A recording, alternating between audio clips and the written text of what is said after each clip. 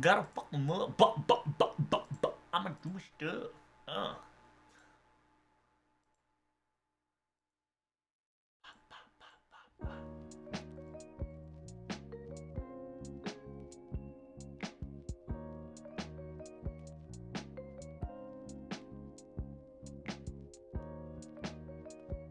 Oh yes. It's the video that you've all been waiting for. You have to reset the timer though.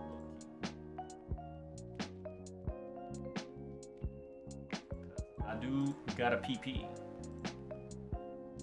Oh, pee time. Yes, sir, I'll be right back.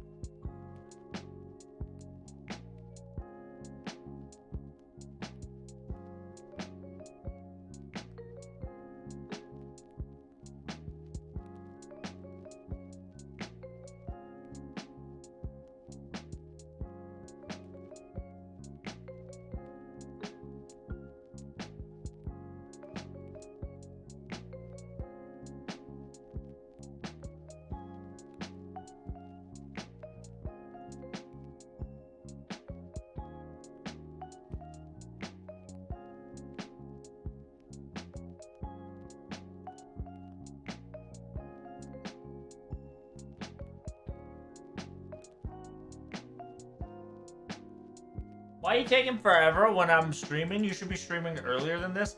I agree. I ain't gonna sugarcoat it to you. You are quite correct, my good friend. I should be low-key streaming earlier. However, I still do have a couple of surprise bills that I'm getting. Hopefully the garbage is the last one.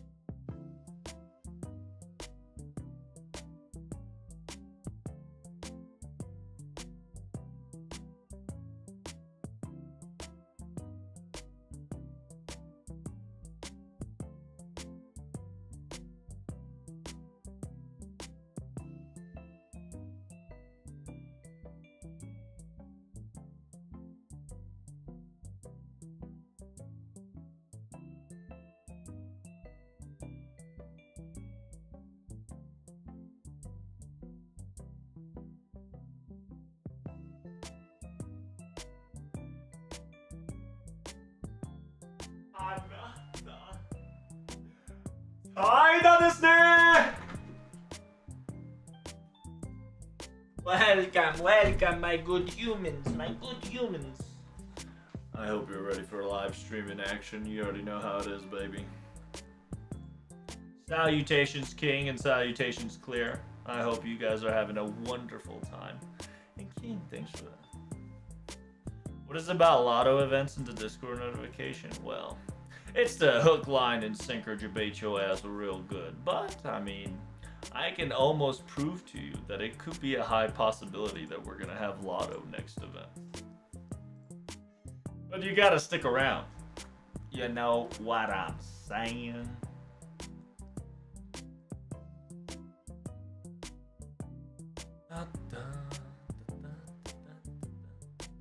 It's dirty too, because they're doing the voice actor of Elizabeth Dirty right now. It's pretty funny. They're playing it hook, line, and sinker on it. It's kind of lit.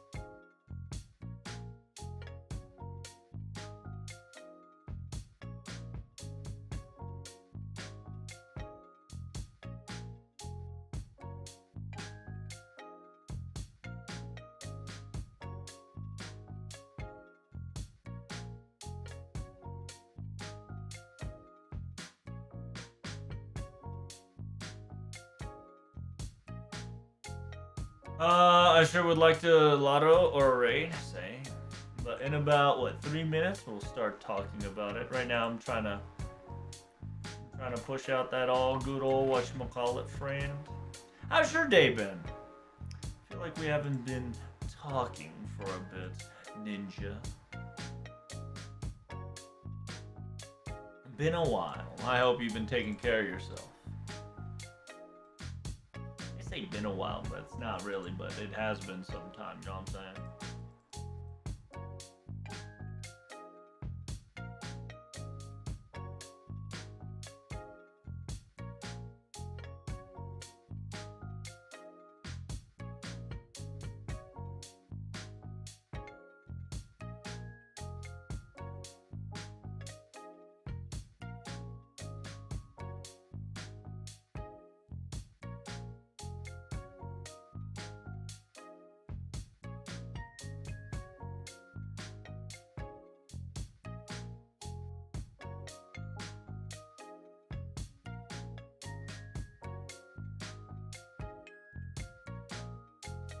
But how's King been too? I don't think I've seen you in a bit there, King. How's your daily life going through?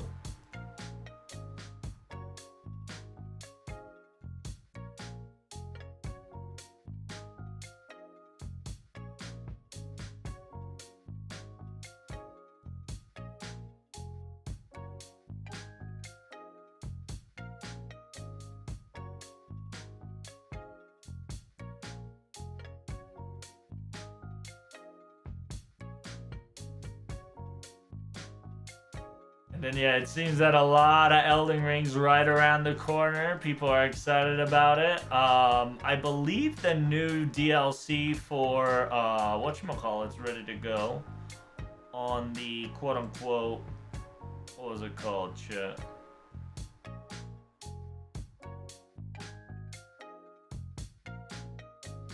Samurai Remnant is popping the fuck off.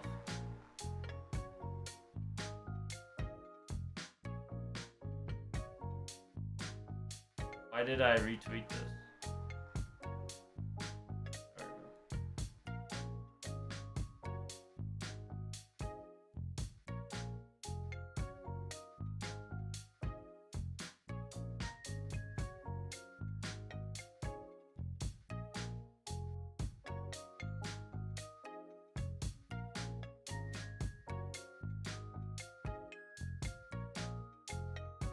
What is happening? I thought I fucking...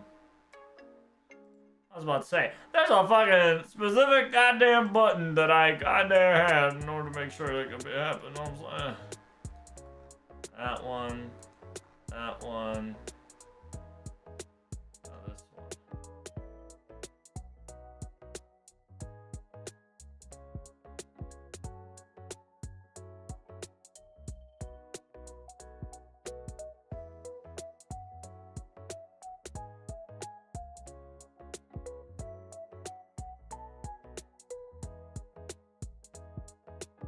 Bum, bum, bum, bum. Bum, bum, bum, bum.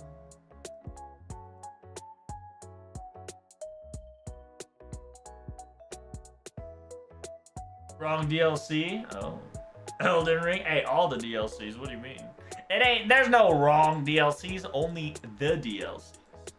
Both good and the good ones, right? There's a good DLC and then there's a better DLC. I'm cooking with the Fate DLC. Y'all are cooking with the Elden Ring DLC. Hello there, Gandalf. How are you? Welcome, good friend. Welcome. Did oh, well, the overlay did not load on time. Seems I won that bet. Check a W.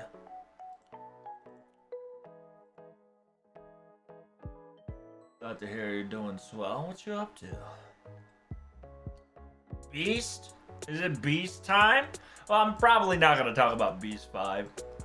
Not yet, just due to the fact that we have a lot to discuss when it comes to talking about FGO's new event and live stream that we're going to currently have, which is very spicy, by the way. I'm excited, and I hope you two are excited as much as I am.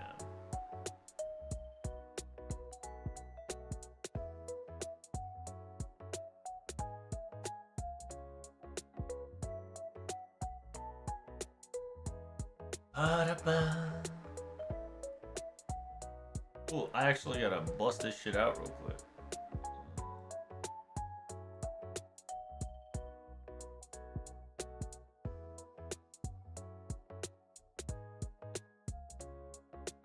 Oh, wait, is my live fucking detail on Prey instead of Fate? Oh no, it is on Fate. Okay, we're Gucci, we're Gucci.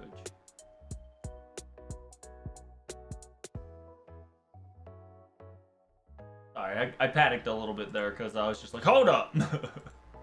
Something might be wrong. No, we're on the right track.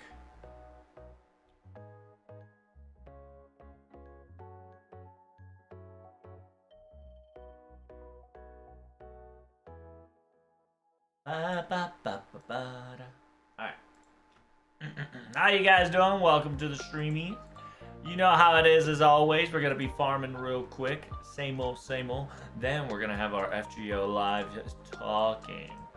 Most likely we're going to be discussing about the live stream and who the silhouette is and what it's going to be about. Now remember, it is speculation. Nothing more, nothing less. So I could be wrong. It happens.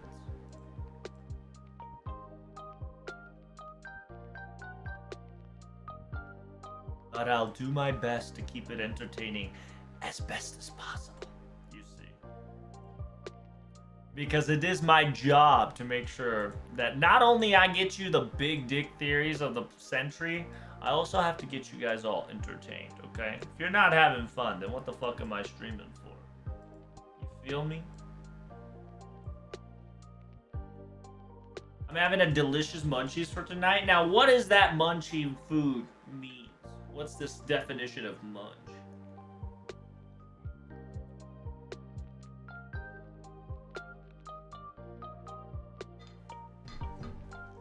I need MLB or NA. Damn, son! Have you just not gotten lucky? That sucks.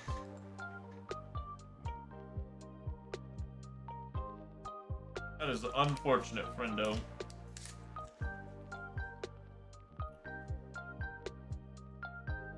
Bakara, we cooking right now. We're cooking with the planet. I think we're good to go on that, right? Yes, sir. I want to say yes, sir, but I actually don't know. Oh no, shit! I'm supposed to increase its noble phantasm. Oh no.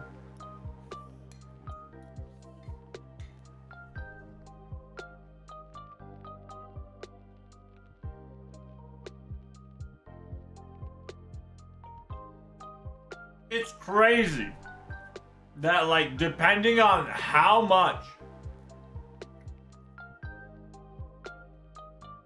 Look at that shit. Like, I legit need Noble Phantasm in order to beat the game. That's wild, dude. Every time, I keep forgetting. Every first rotation of the game, I forget it. I got the CE! That's all I like to hear, Dan. You know why you got that CE? Because you tuned in to twitch.tv/Tolovetrouble. That's why. It's just the only way. It's just facts. Right? You've been getting CE drops ever since you were in my stream. Well, it's only natural that if you've watched my stream, put that in the corner and listen, you will get some lucky miracle action. But yeah, you guys excited for FGO news? Oh, dude, it's been a while, chat. It has quite been the while. I cannot wait for more FGO news action. Starting tomorrow, we're gonna get more anniversary character news, so get ready for that. So we're gonna get another silhouette, and we're gonna get another Rio art, which is gonna be cool. As you can see, chat, big dick difference between Noble Phantasm on and Noble Phantasm off. Low-key, it is impressive. I am not gonna lie to you. It is quite impressive. The sheer fact that this comp works.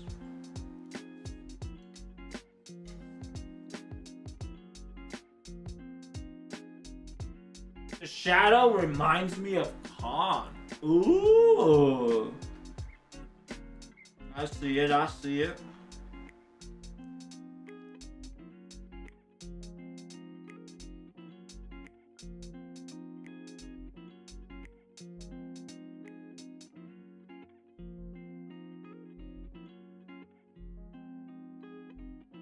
What shadow? Well, he meant by silhouette. Avalon, we're currently talking about the new event servant that is got the silhouette action in the banner. We're discussing on who could it be. So Dan refers the silhouette as shadow.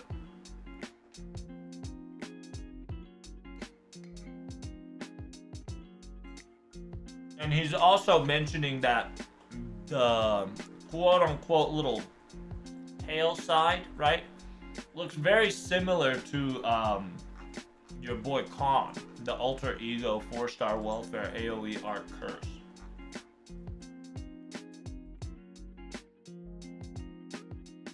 Now, what's his English name? Fuck, dude, I don't know. I call him Khan.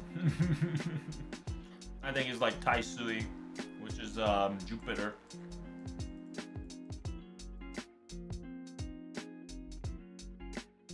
Okida Izo does that much damage? Is he worth it? Yeah. And remember, this is just a MLB damage CE plus MLB damage CE plus that's about it. Yeah. MLB damage CE plus double Castoria. The hardest part for you in this round is the first wave. That's it. The first wave is the hardest. Hands down. Like, unless you level Ezo up all the way to like 80, 90, 100. Once you do that, you technically have zero problem with this fucking comp. But Until yeah, if you don't do that, it's gonna you're gonna struggle in killing this character. First round. It sucks, but it is what it is. The only way to improve this is to just level high level Ezo. Or high level craft essence. Which I have neither. Yeah, because the anti-human damage that Ezo has just hits Da Vinci like a fucking truck. Like a mad fucking truck.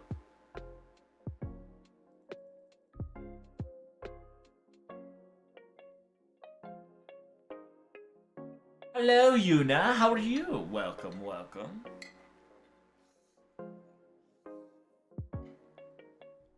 That's a costume, right? Yeah, it's costume. 100% costume. What Dan's referring to is the hair.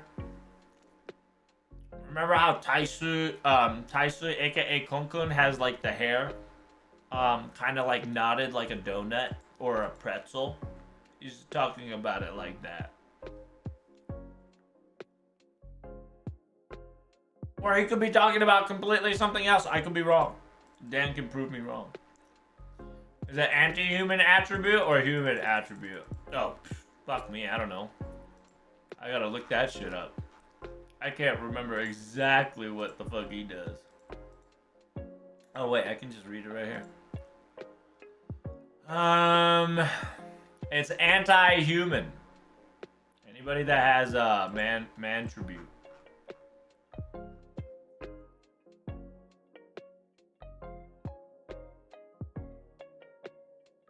Anything that's man attribute goes bye-bye. On top of that, if you put down first skill, you can do 100% damage against humanoid, which Da Vinci is. So you do 100% damage humanoid plus your noble phantasm. So it kind of like double stacks and just booty blast that ass with a spatula, no problem.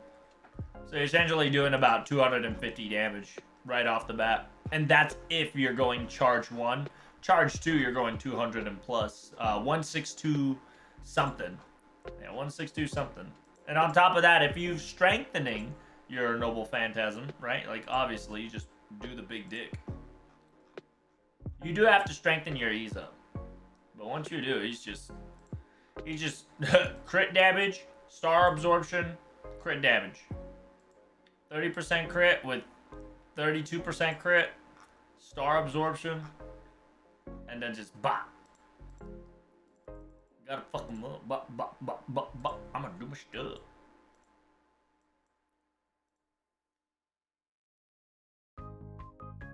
How you doing there, Moy?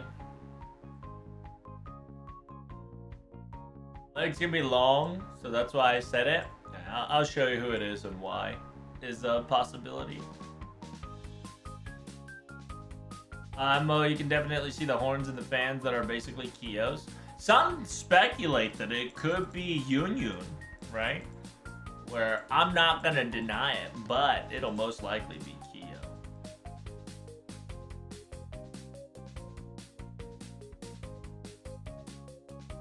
And I say most likely.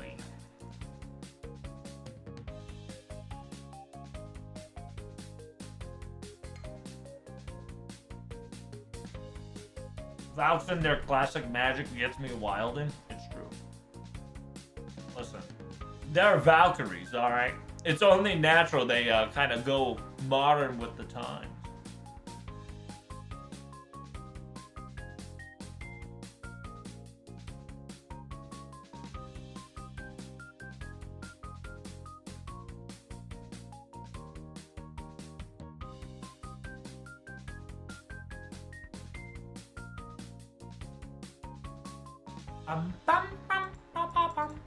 And then yeah, practically charge is guaranteed, which is feels good.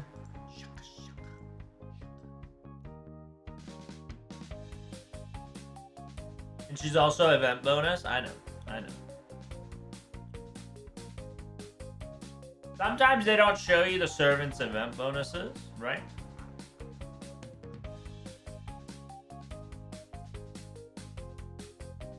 sometimes they can add that just in later cases. While most likely it'd be Kiyohime, I'll give you additional options of like who it could be and whatnot. Why not? Speculations is funsy onesies, you see.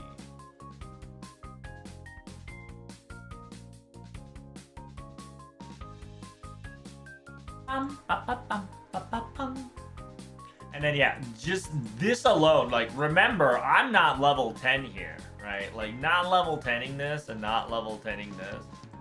If I level these two, even if you have a lower class shenanigans, in technicality, you still be bopping. And I do 200% damage on top of man attribute and humanoid, so Da Vinci's dead.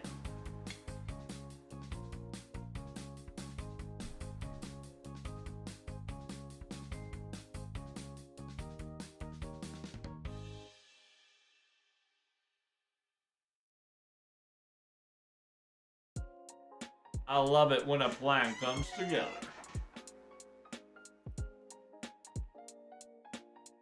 Shiome Tez Castoria. Ooh. To be honest with you, I don't know what my comp was. I ain't gonna lie. I cannot remember. PG-13? You're gonna try to keep it PG? Hmm?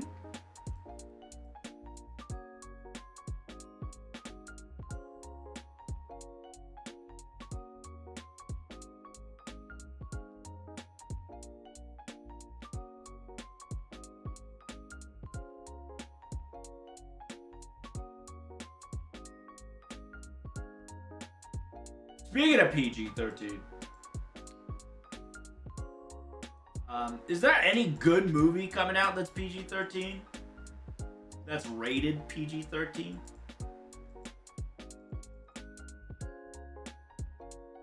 Because I have a child. I have a child that wants to go watch a movie. While I do not want to, I am getting paid to. I gotta babysit for like 2 hours. So I was just wondering if there are any good movies around. Best case scenario, I'd have to go outside if I can find that shit online. Did somebody in the chat? Oh my god. It's kinda savage. That's wild. By the way, the new Inside Out animated movie just came out. What is that, King?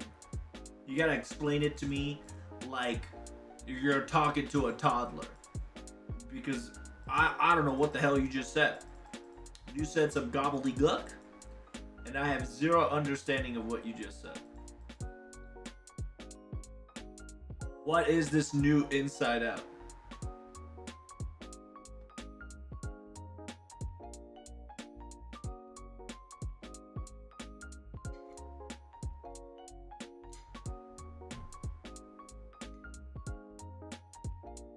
If they're watching with a child, it's a movie about emotions, bruh.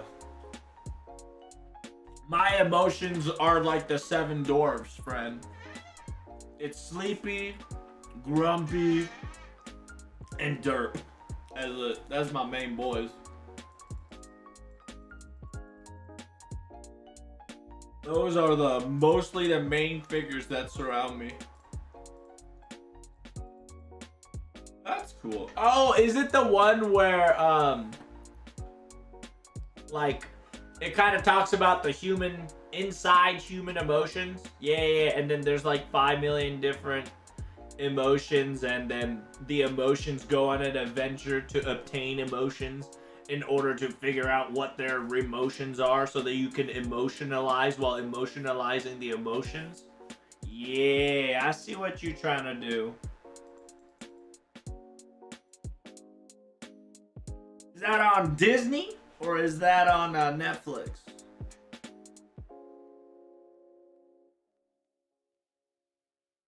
Or can I watch that on YouTube Premium?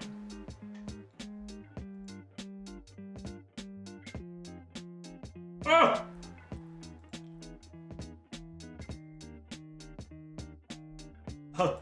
I'm trying to I'm trying to do my nodes and the game's like, are you sure about that?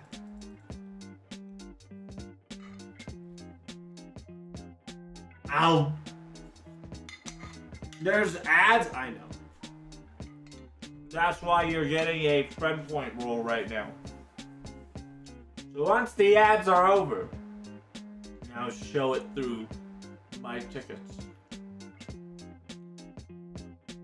I should draw for Draco, to be perfectly honest, but I ain't gonna lie to you.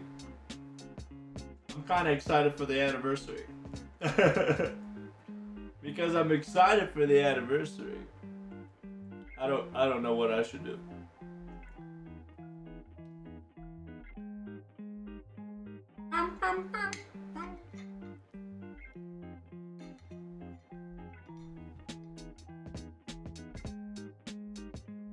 Is the ad done? Excellent.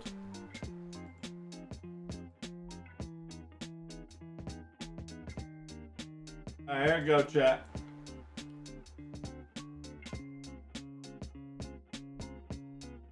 Damn. You know, when your balls are rolling in the game, you know you failed.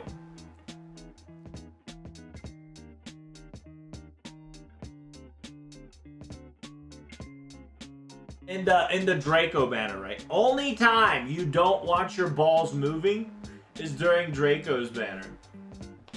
Because you want your summoning system to break.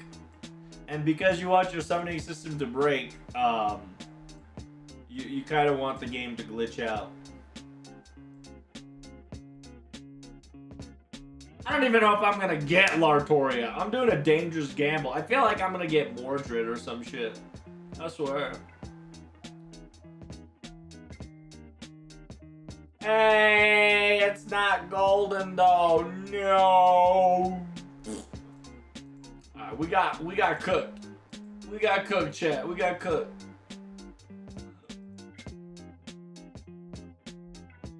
It's a child movie which is not made for children. Yes, pretty much. That's what I'm sensing Inside is about.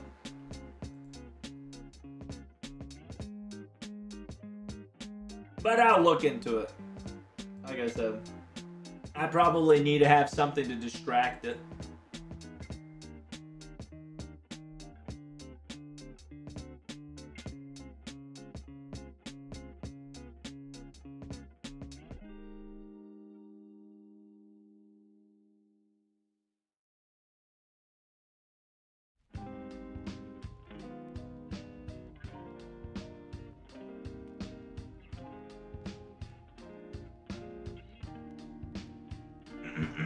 Alright, next up, NA. Oh. After NA, we'll talk about the silhouette, analyze it, and give you a really comprehensible lore of a possibility of why that could be Kiyohime or somebody else. And if you don't know, right now I'm munching on them fried rice. I got that good fried rice, but yes sir. Yes sir.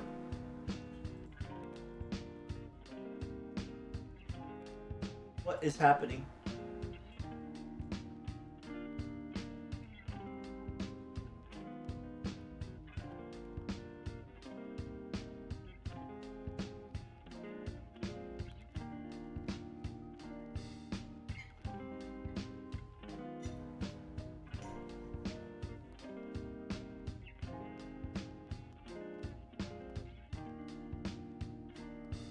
Ugh. Oh! Oh no! I totally forgot to... Oh no! I totally forgot to bring in my doggos before I went to work. Son of a bitch. I wasted on a mad opportunity, chat. That's unfortunate.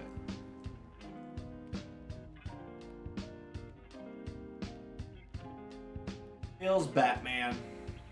I could have actually gotten one more mat. Oh, so inefficient. Ah.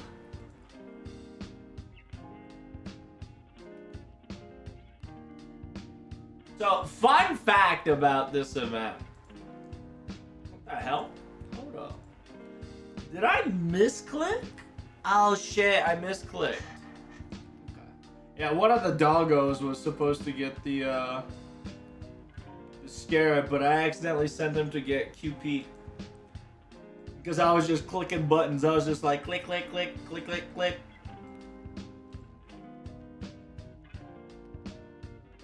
All the doggos have now went to hoppage. Now we're on that booty blastage. If you guys could do me a favor, slap in a silver map for me. Practically, I'm done with farming all the EXP nodes. All I need is a good slapper on the silver node. Are you guys done, by the way? Are y'all done with your map farming action?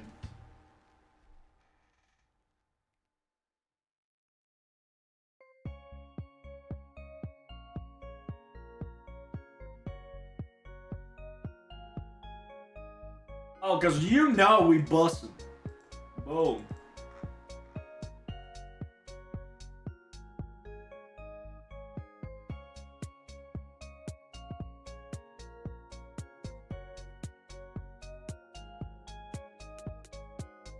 Eat this, Johnny.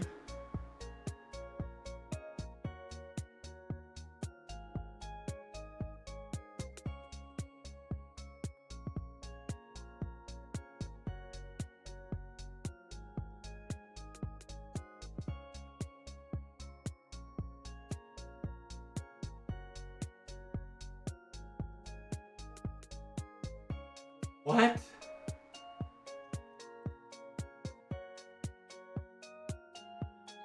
Wait, that's crazy.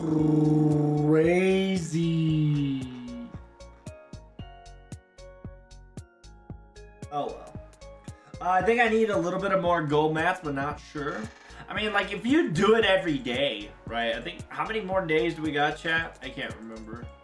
I think we got enough days to fuck around and find out.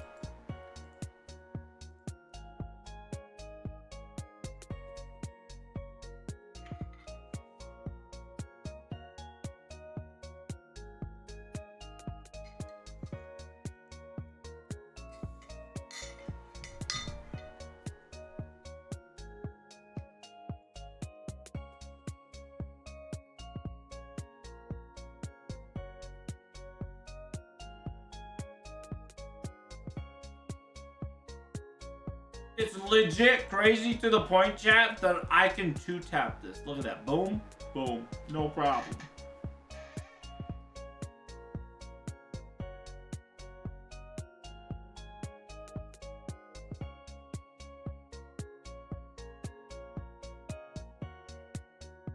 I think I need 4 more. Wait, I can't be natural. Wait, I've been natural APing this event. We got 4 more days. We should be fine. Yeah. As long as you have the craft essence for it, guys, you should be fine. As long as you get the CE for it, you can practically farm forever efficiently.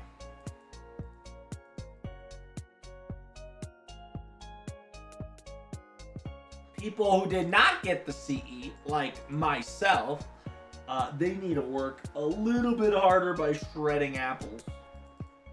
The apple shredder.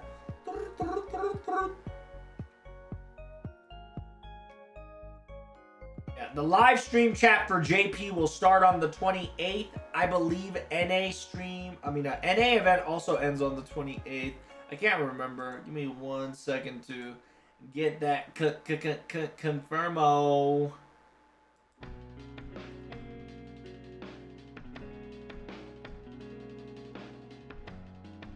Oh. I got a CE after a week because I rolled on Hoku banner. Finally have MP5 now. Hey, congratulations. At long last, your dream is finally coming. And I too shall come.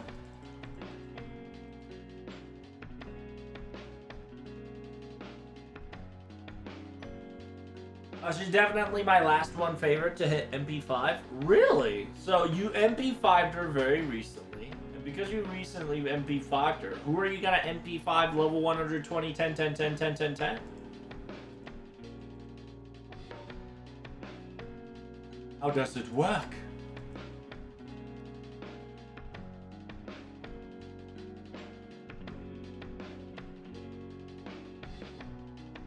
Yes, sir. Boom. Oh wait. No. I'd rather finish the job. So the last Buster gonna do big deep damage because it's a Buster combo.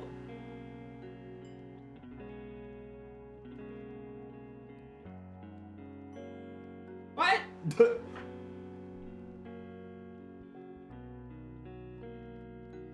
They thought they could outdo the doer. You can already clearly tell that I already have enough, right? I just need to make sure I have enough silver because my silver is legit just got to 3.2.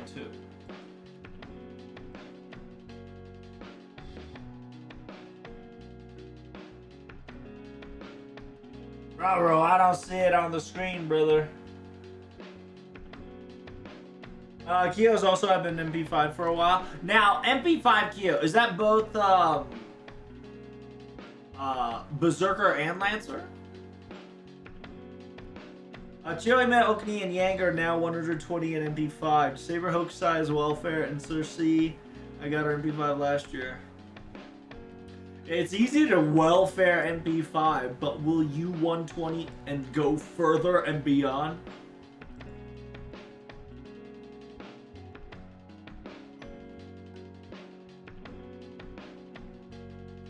Both Lancer and Berserkers are high level? Jesus. It's kind of spicy. It's kind of spooky.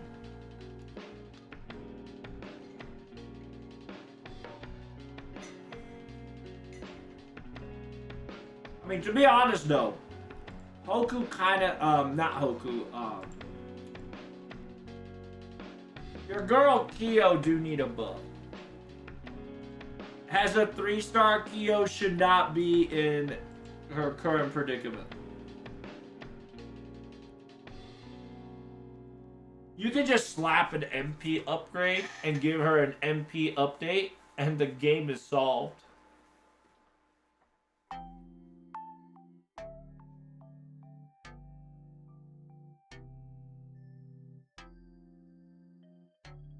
No, my Kyo's only level 1. Both my Kyo's are hundos. Nice.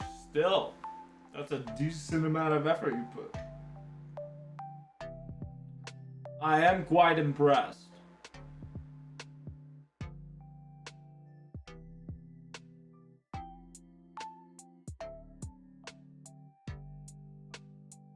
What a base Kyo enjoyer? True. I'm really hoping for Berserker Kyo to get a buff. Most likely. If that is to serve him.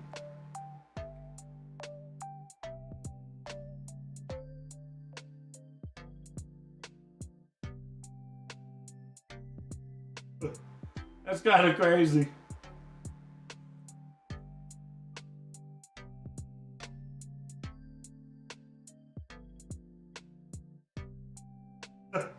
What is this doing? How's that legal? An easy one would definitely debuff her 3rd skill. Make her Buster go a little stronger. 3 turns would be suffice. What for Hime? Yeah, Buster 3 turns itself is already good enough, so.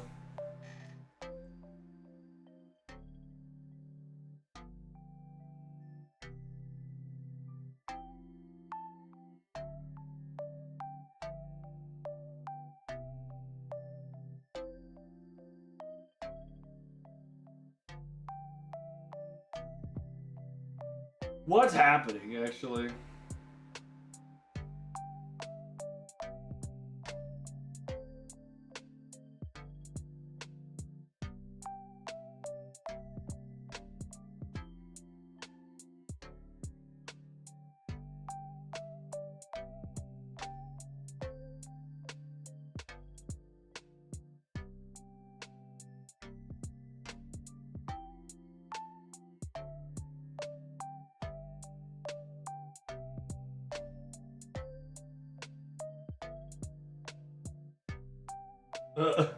Then you gotta get that. Bzzz.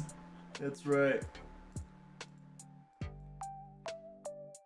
Yeah, I think I'm done farming on JP and NA, so let's start talking about the Big Dick Theory craft in action then, shall we? Yes, sir. So, for this entire code, right, we got ourselves a Kiyohime action here. By the way, you'll love my thumbnail on YouTube today for this live stream. It's simple, it's a mess, it's beautiful. But the problem is, I gotta dig up a lore. That'll probably take some time, so I'm hoping by then, friend can give me a TLDR version.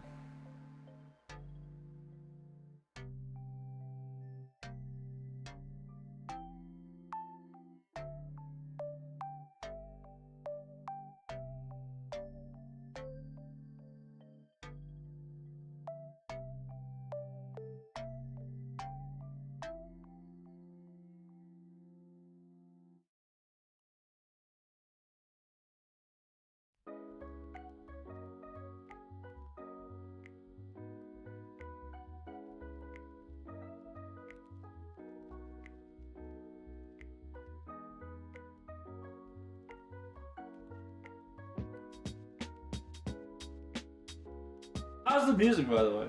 Pretty chill, right? Pretty chill, pretty comfy. I'm glad you guys liked it. So, if you guys do not know, quick news here. We do have FGO live stream coming in hot. There is no new servant. It is a costume. From what we've been told so far. It has been a costume that's in the reward.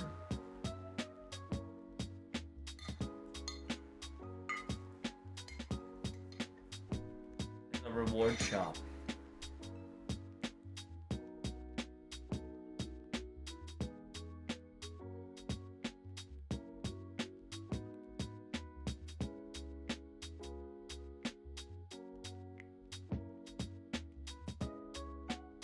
As always. Ta-da! FGO live stream. Yippee!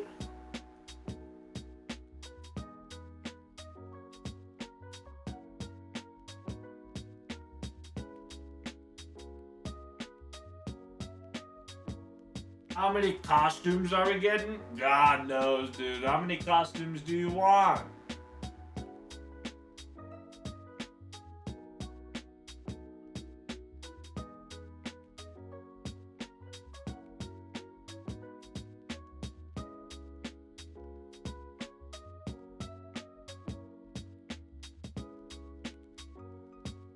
Write that down on your agendas, yes. Write it down. 7 days. On the June 28th, I will be live translating the stream. It is inevitable. Now, this could mean a couple of things.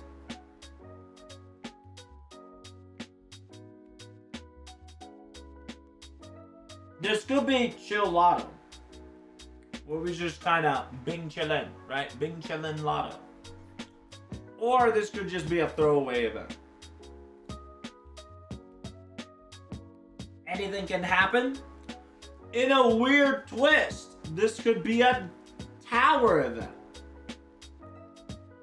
Because of the way they're describing things and what we know can be perceived a bit unique, right? A whole bit unique.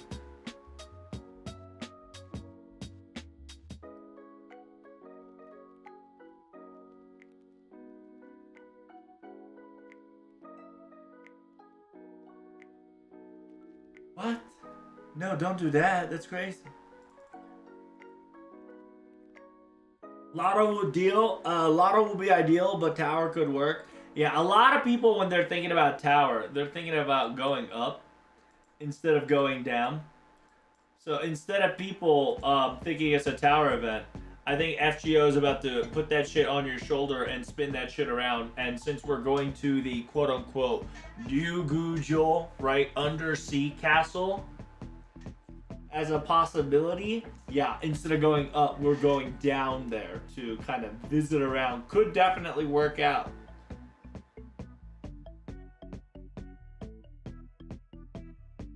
The reason why I say it's a tower event is because of everybody's requirement.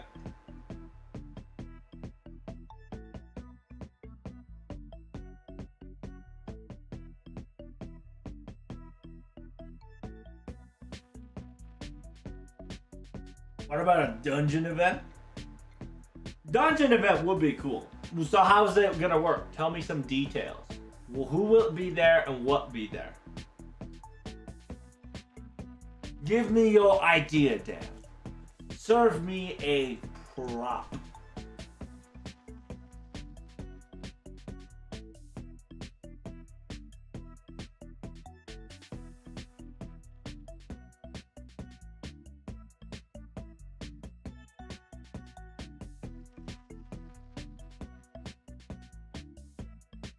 Abandoned post. Drag dungeon mash collab instead of up, go down. Oh yeah, you're just taking what I fucking did? It's wild.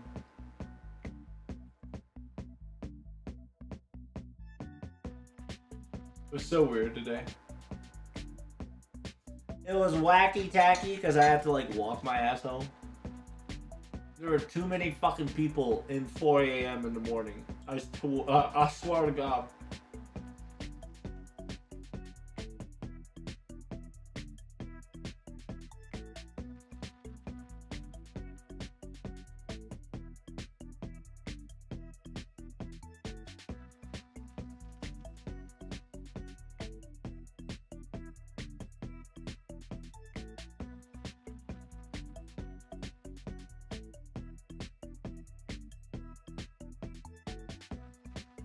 Yeah.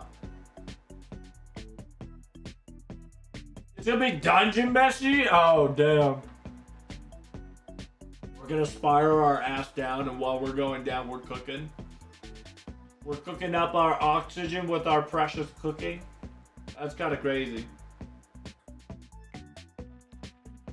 Don't worry, it's magic. Shut your ass up. Ooh, look, magic.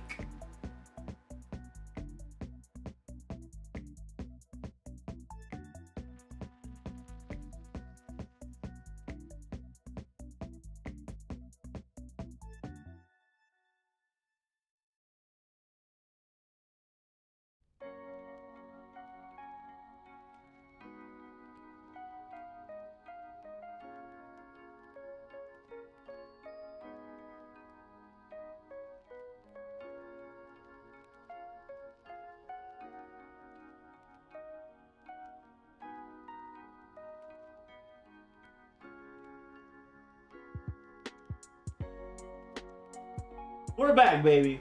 Sorry, I had to do something there. But now that we've finished our little tiny chore, let's talk about the event.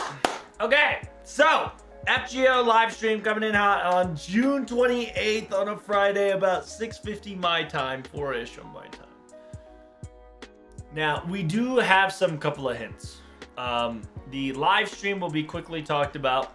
The voice actor of Elizabeth and the voice actor of OG Saber and Proto Merlin is going to be here, which is very important. It's just good. Now, is this a debate? Yes. The answer is this debate? The answer is yes. Because she's not going to pop up till Halloween, and her popping up now is just norm. Whenever there's a light stream, Miss Kasumi always comes in and slides in. I'm not a total elf bias. Oh, yeah? Can we have Cersei as substitute? It could definitely work. I can see it.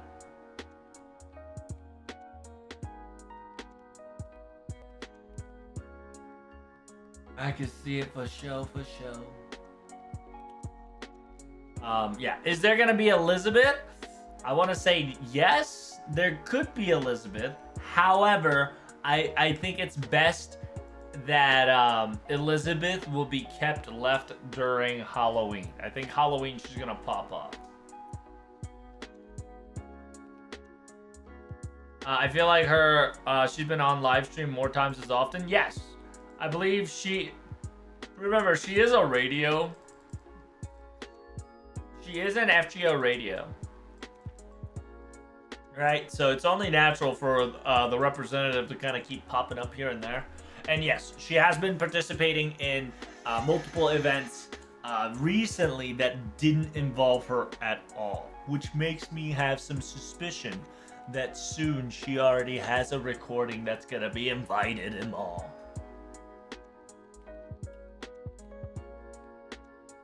And because she's Liz, right? Liz and everybody and their mom currently thinking Liz equals B6, so.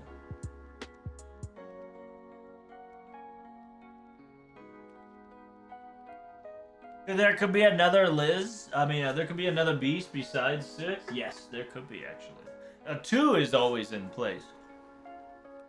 We know who 1 is. In technicality, Liz can be 6, but at the same time, she can just be a beast of Liz. So she can have a beast class that counters all Liz class. That would be the most funniest shit on planet Earth. And she would fucking be the one to be like a welfare beast, right? She will be the first one to probably give us like a 4-star welfare beast, which will be crazy. Not impossible, but crazy. Anti-Liz? Yeah, and Anti-Liz will be a perfect example for Anti-Sakura, right? Which allows us to get a premise for Cosmodrop. Beast of Idol, there you go. See, now you guys are cooking. Now you guys are cooking for Nasu. That's what I like to see, baby. What else can this Liz do? Can she actually sing? Hold up. Is she a dragon slayer? Or is she an idol slayer? Let's go.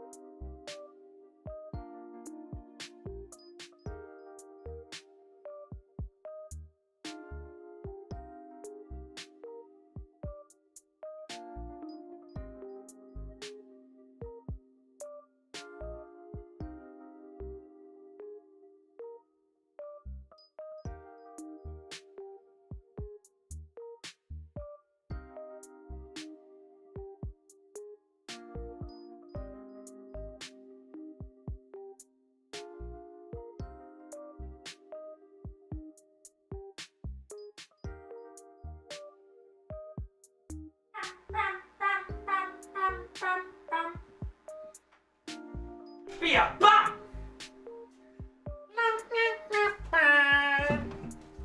Alright, let's get this started, shall we?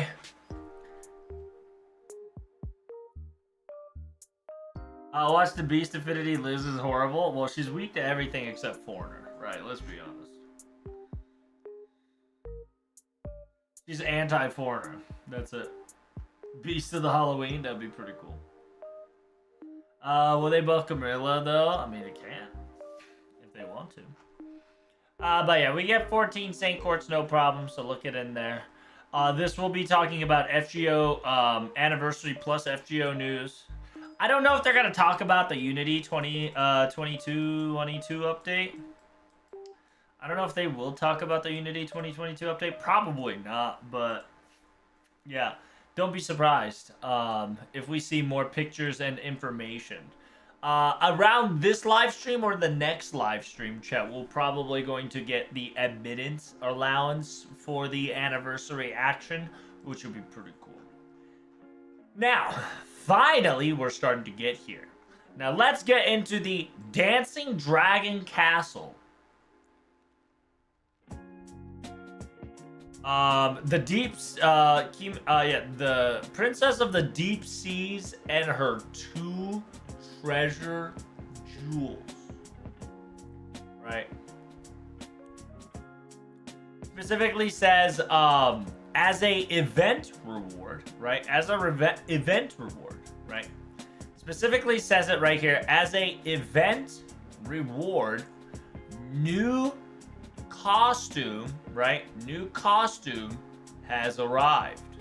Now, whether this is just the one, or is it gonna be more, I'm kind of excited for, right? And at the same time, notice the background, right? Comparing to the normal world, you're kind of seeing the background world of like underwater, right? And then if you played the NA event, you would know you've seen this background before, right? This is where the quote unquote the water place was, right? Where it was pretty awesome. Like event log, the 8 Doggo Chronicle. I believe we can get to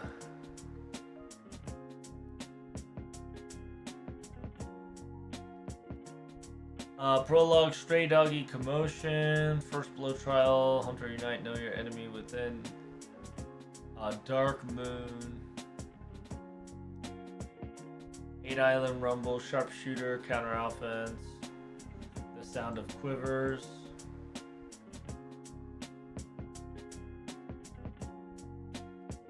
Clash with the Crimson Tiger of the Crimson Moon, Quietly Thinking of You, Drawing the Curtains of the Evening Stars, Danger in Demon City. Oh, I can't remember where we fought in the Hakenden, which was sea creatures. Do you guys remember? By the way, how many silhouette servants do we have left? Silhouettes? I don't know. I think we got like 4 more. Can't remember. Basically, it looks like one from Agartha background. Yeah, that one. Can't remember. And then there's some already blog speculation of who could it be, what could it be. Everybody and their moms kind of talking about it. Everybody's excited.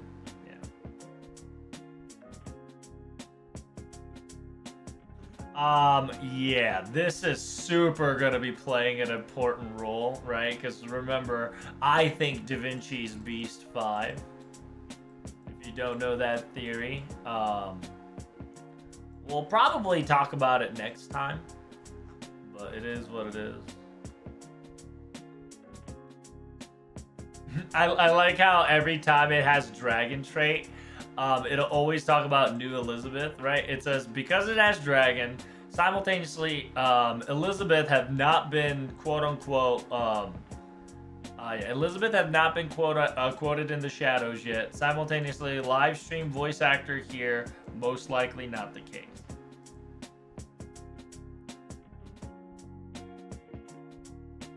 Wait, with the palace and everything? Yeah, you mean this one? Yeah, the key word in this event is Dragon Castle, which means it's a dragon castle. And specifically it has deep sea into it. The quote-unquote princess of the deep seas specifically talks about a character called Otohime. And Otohime, right? Otohime is a mythological character in Japan, kind of told as, Otohime, aka, in a story called Folktale, right? Remember Folktale? Called Urashima Taro. And she is the queen, aka the princess, of the Ryugu-jo. Ryugu-jo is a dragon palace, right? Aka dragon located palace. Dragon Palace Castle, or aka Ryukyu, which is a undersea of the Ryujin, or aka dragon god in the JP tradition. In a lot of the fairy tale, Urashima Taro was invited after saving a turtle, where he was entertained by the dragon god's princess, which is Otohime, and his minions. But when Urashima returned back to the land after he sought out a few days away, a century had passed.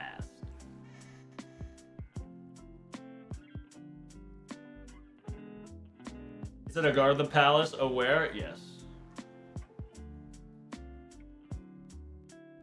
Otohime is probably going to be the new servant that'll be showing on stream. Well, it depends. I don't know if we're going to get a new servant. This event might not have new servants. We've done and seen this before, right? Where we might not get new servants. Because if there's new servants, they'll definitely write things like, you know, like they'll silhouette the new servant. And then the sheer fact that they say, hey, the costume is going to be your reward, most likely indicates there'd be no new servant.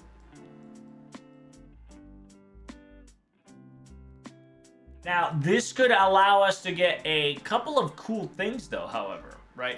A lot of the 5-star servants could actually get a chance. Like, for instance, we could get your boy right here, Seishogun, right?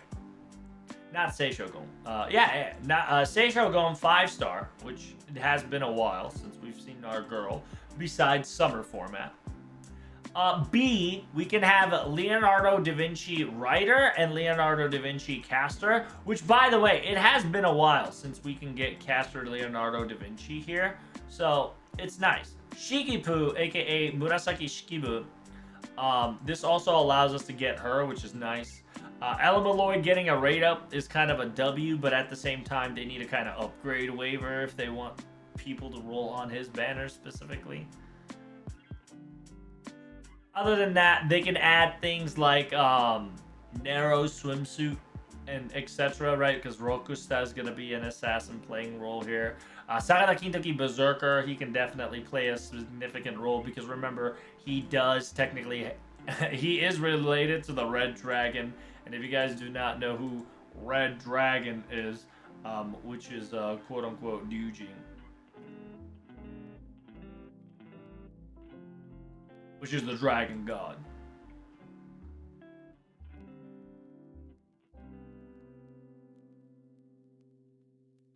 Why is my daughter not involved in this event? Because she's in a different folklore. This is a folklore, or I should say fairy tale. Yeah, this is a different fairy tale than my daughter, so she technically doesn't have a role. At least not yet, right?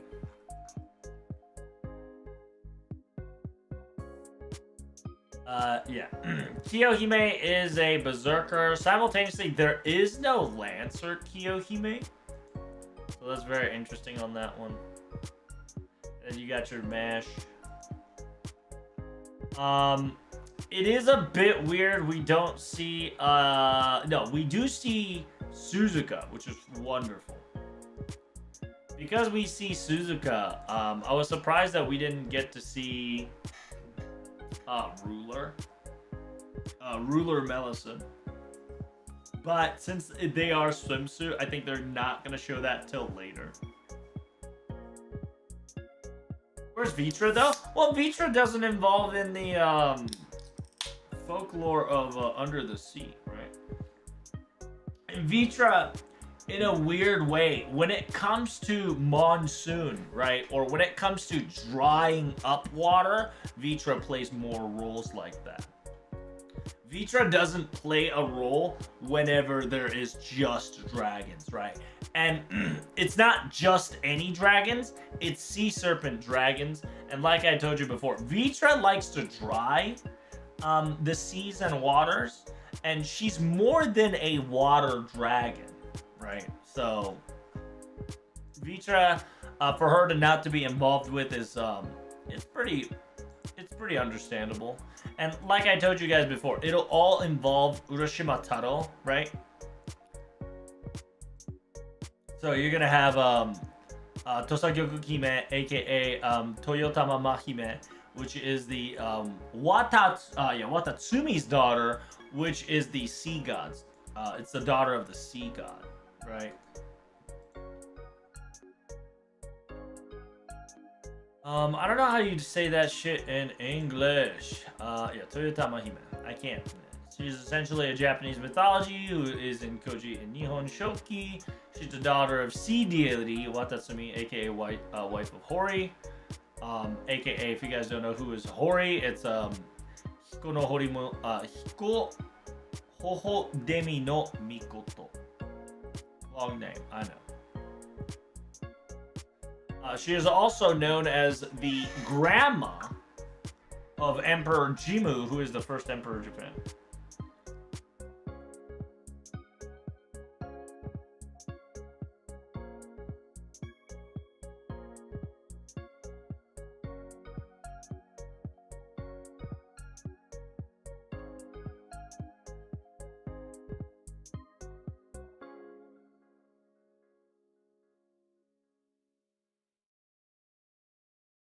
And if you don't know, she has a meaning of a shrine maiden who rich pearls attract divine spirits, right? Which means Toyo means rich and Tama means pearl.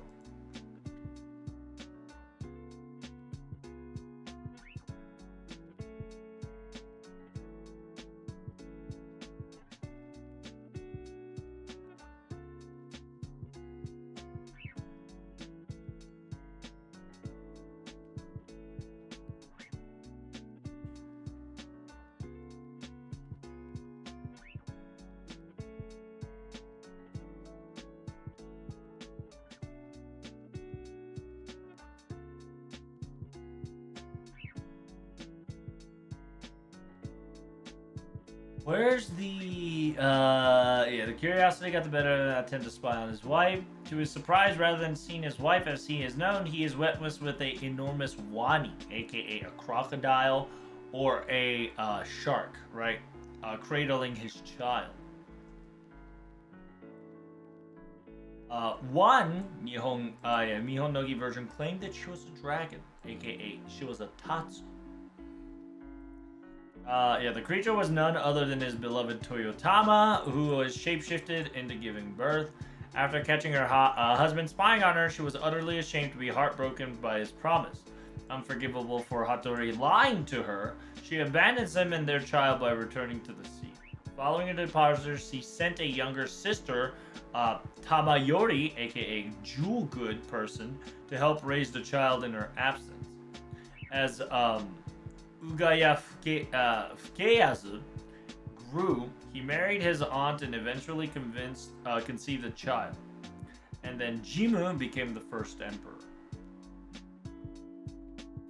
And then, yeah, some parallel says that this story goes really well with the Otohime from Urashima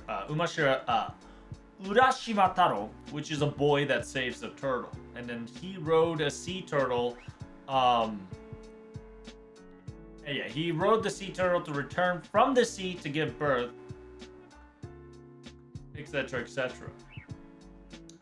A transformation into the crocodile draws parallel from... Ooh, who could that be? That's right. Could be Melusine, which is the legendary European and Selkie legends of the Scotland and Scandinavia.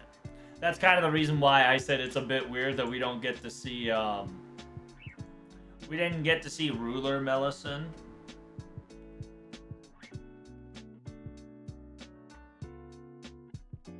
Akiohime also makes sense because given the transformation, she also turns into a dragon into a river. Yep. And it's one of those things that this has been told in the event, especially in the earlier event. In JP,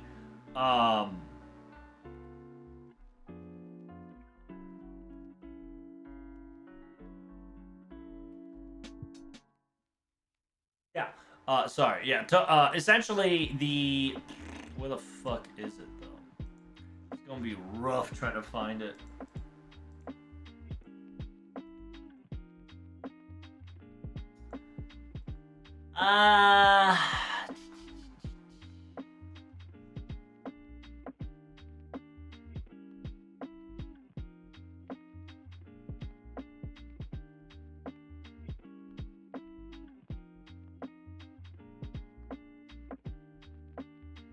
サインはライダーが金時に現れるとしてアサシンは修繕同時に牛を僕を持っているロックスターの着付けも2よりハイスペックすぎてすごいね。金時の話はセーバーの時が一番遊びがない原始を想像そっくりだったから多分セーバーレコさんは一番強い青春のセーバー逆にライダーの時はバーザーカーの時と大差ないらしい。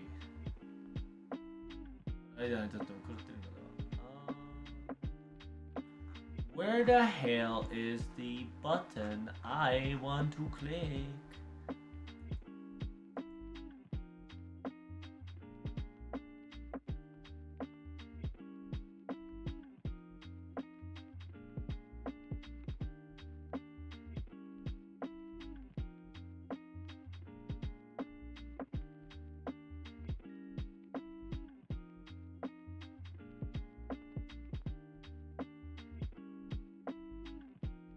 Wait, is Masaka どこって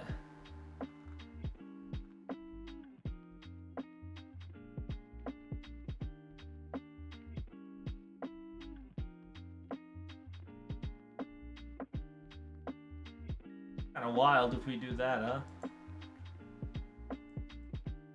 But who knows, that could happen. Where is it?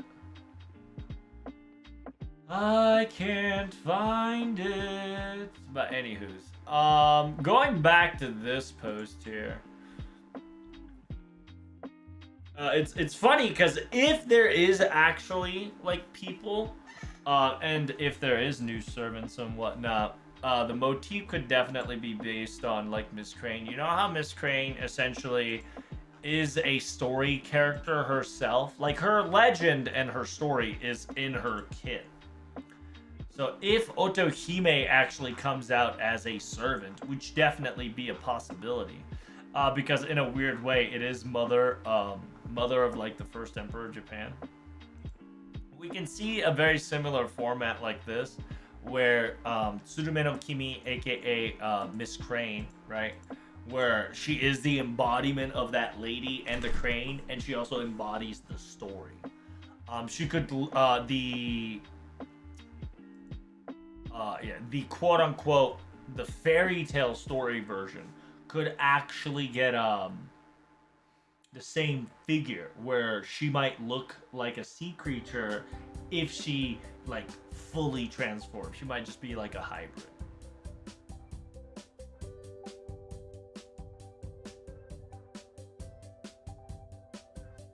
As you can see, the servant silhouette's totally a bucking. Just look at the fan.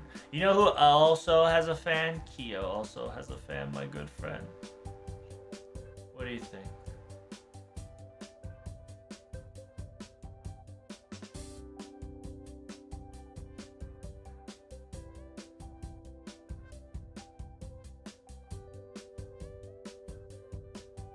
Daughter's still locked, not to mention that the altar we were robbed of for sure. There's no dumb puzzle for her to toy master for sure. Akio's also makes sense given the transportation in the river. Like in Summer 1, we had Kiyomi Lancer talking about her drowning in the river after killing Achi and whatnot. Totally good story for a summer date. For sure, for sure. Say also has a fan, what is your point? Well, it could be a say as well. And one of those three things is that while that silhouette has a capability, this new silhouetted character specifically have this design sigil. And it also is important to see how the shape of the fans are, right? You notice the shape of the fans of Kiyohime's compared to the other ones. Oh, it is such a shame we don't get to see the model version of it, but yeah, we'll live with this. You see this fan, it's kind of like fluffy and pokey. If we go to like Sei's, for instance, where's Sei-chan at?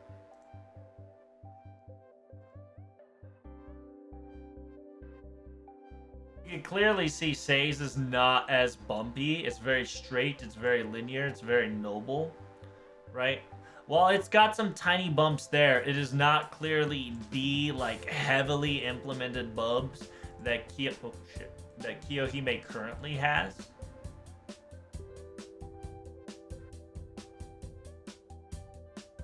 Right? And then if you're talking about bucking, right? who has also a fan. Which, by the way, Takeda Shingen also has a fan. Notice that hers is very cutthroat, right? Notice her fan is not a roundabout. It's a very, very symmetrically shaped and organized fan. It's a very strong fan. I wonder if we can see the fan.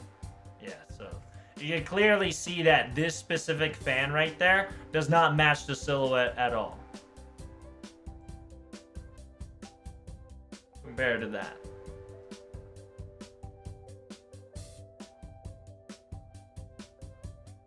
And so it's practically not any of the characters we just mentioned, right? Because you also got to understand that the handle plays a decent role as well, where she does have the two, where Kiyohime has the little two strings here, the silhouette also has the two strings there, which is another important part to play. Well, some people speculate that it could be coming out of her hand. For only one thing of these two to come out of her hand and not on the other is fucking weird artistically and fashion sense style as well. So it'll be very weird. Simultaneously, there's no reason for Baking to wear something of said robe like this, because on her third ascension, she essentially wields that aura around her. Right, and Sei, no matter what you do, she prefers like the high school vibes, the quote-unquote different style than a traditional clothing, right? So Kiyohime kind of fits the post.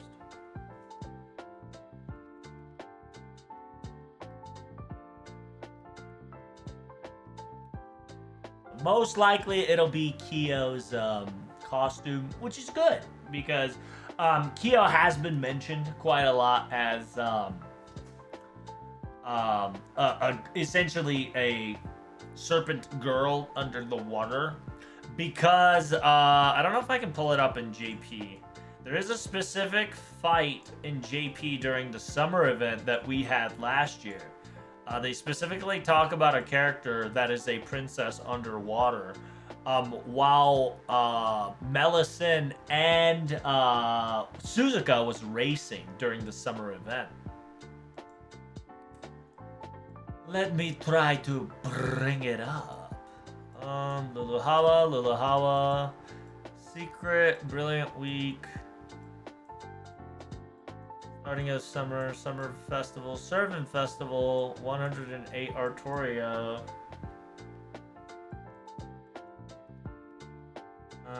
Summer's here, My Revolution, play with Artoria.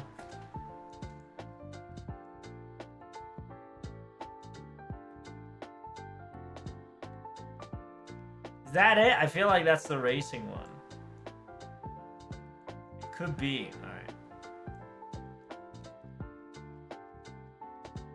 I recognize my daughter Kyo's shape and sizes wherever I go. Trust me, I got this. I got you. I'm just, giving you guys the quote-unquote, the rundown, which is nice. And yes, Kyo does have the horns to match with it as well.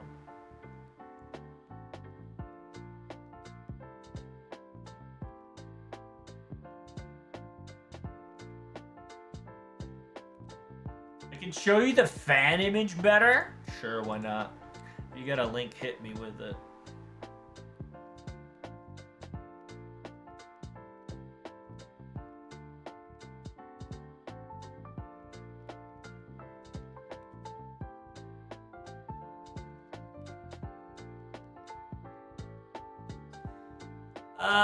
This ain't it.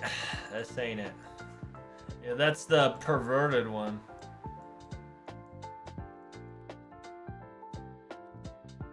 My Revolution? Oh no, it's Secret of Karudea. That's what it is. That's what it is. Burning Love. Oh, nice. Yeah, Burning Love CE. Oh, I think the...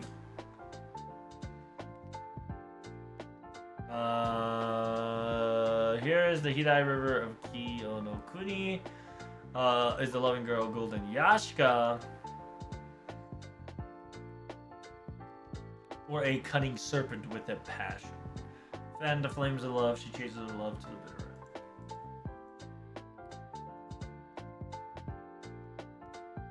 end. Yeah, give me a second. I'm trying to find the.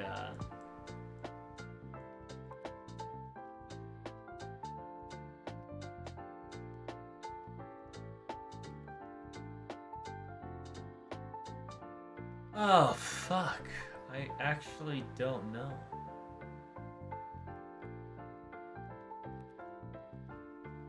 Is it this one? Playing with 3 days, 3 nights with Artoria? It shouldn't be Artoria. It should be the other side of the room, aka Secrets. Because it's supposed to talk about race to get whatever.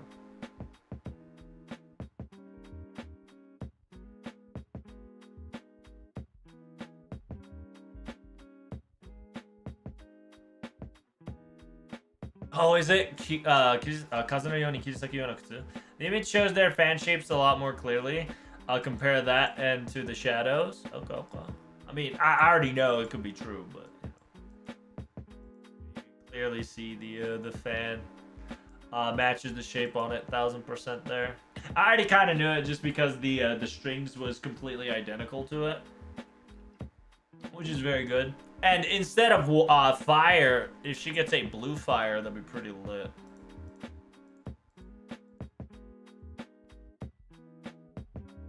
Oh man, I don't know where we go. There's so many servant festival shenanigans. I just cannot remember how this works. My wife is different. Kyo will get used to it. Don't worry. Damn, son. And it's very good that in a weird way Kyo gets an upgrade, because she is in technicality I think the only 3-star servant that doesn't have an MP upgrade. No, technically he doesn't have any MP upgrade. But Lubu can come in later. He's robot. With all the Fate Samurai Remnant and talking about Japanese divinity and Japanese servants and the quote-unquote pomegranate princess kind of coming into the play and Remnant, it's just works perfectly fine for Kiyohime to be revisited, because Kiyohime in FGO has been mentioned the more than she meets the eye. She is a child servant, that she is a dragon servant.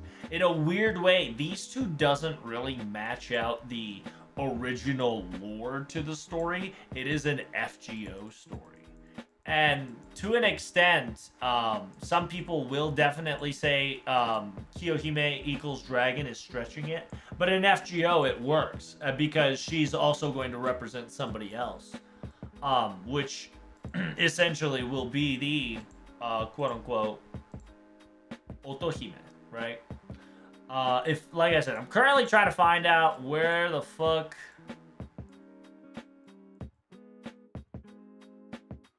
work I can find the race in the summer event festival.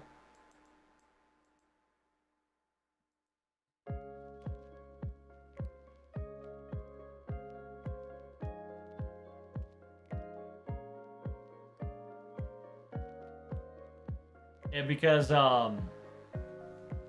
Morgan and the gang, right? Essentially, Morgan and the gang created a other side.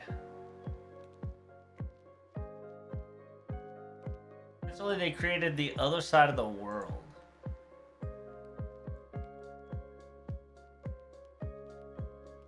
Oh, Mystic Symphony Servant Summer Festival. Too many questions. The breakup of the Alliance. I think that's what We're probably gonna get Otohime, and Kyo will have an Otohime inspired costume. That could be the case. Or they could declare Kiyohime as Otohime, which allows more flexibility and easy access for others. To tap into FGO lore, where you technically should have Kyo all day, every day in JP, because Kyo is gonna play a role in, not exactly XYZ, but Otohime, there is a long stretch connection to this fucker right here. Because this fucker right here plays a decent role,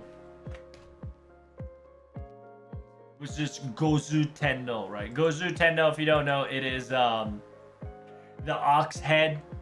The ox-headed heavenly king, which is the deity for disease and healing.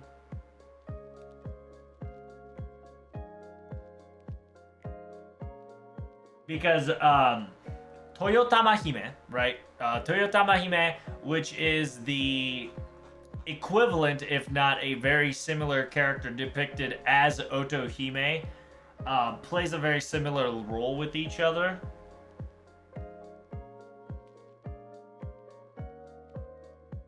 And there's a story, essentially, that's very similar to Urashima Taro and the Toyotomi Hime story, where essentially the Gozen Tenno actually meets the quote-unquote future wife, which is the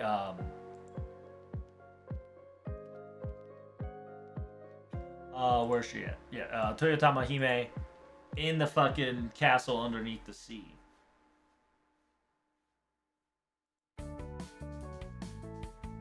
And if Kiyohime, right, if Kiyohime officially connects herself with Otohime, and on top of that, she has a connection with the quote-unquote under the sea, right? The reason why she would be very important and why it would make sense is because it would make sense of why she was in Shimosa. Which is fucking wild.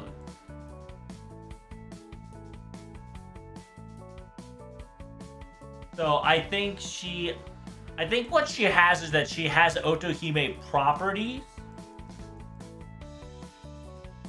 And I think they will use the properties as an excuse to essentially use her as Otohime. Like, I don't think we're gonna get an Otohime servant, but we will get a Otohime variant of Kiyohime, because that's what they did with Shimosa. Remember when Shimosa, she turned into a this weird during Shimosa, she was one of the princess that kind of came to us and said, "I love you," or like, "I've known you," right?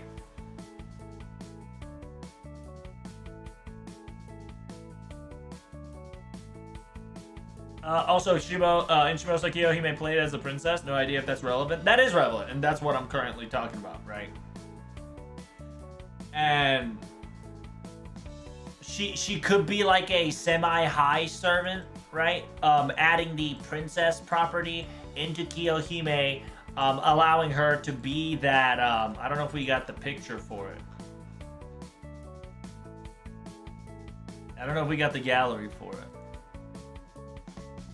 It definitely was the I love you meme. Yeah. And this one. Yeah, this is another kimono one.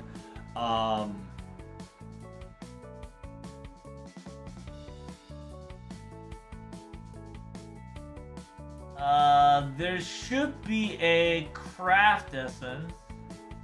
Yeah, there should be a craft essence explaining this.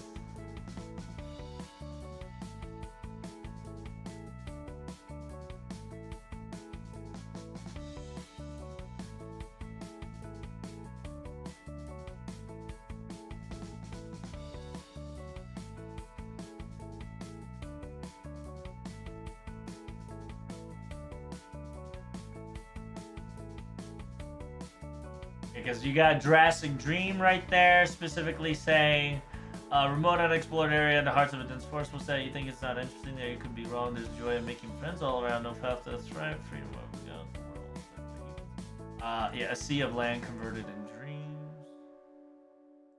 Not that one.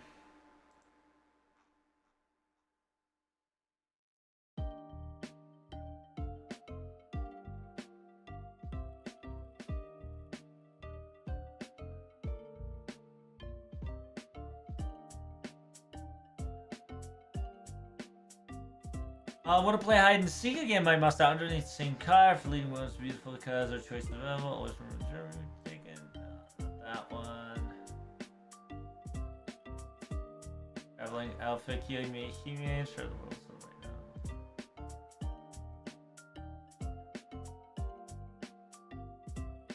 I guess they won't have it, unfortunately. I thought there was a craft essence that kind of explains that circumstances. I guess not. Yeah, so the best picture we currently have is this one where during the Shimosa story, she was this, princess, right? Where she specifically played a role of a princess, which in a weird way, she also had the serpent connection, right?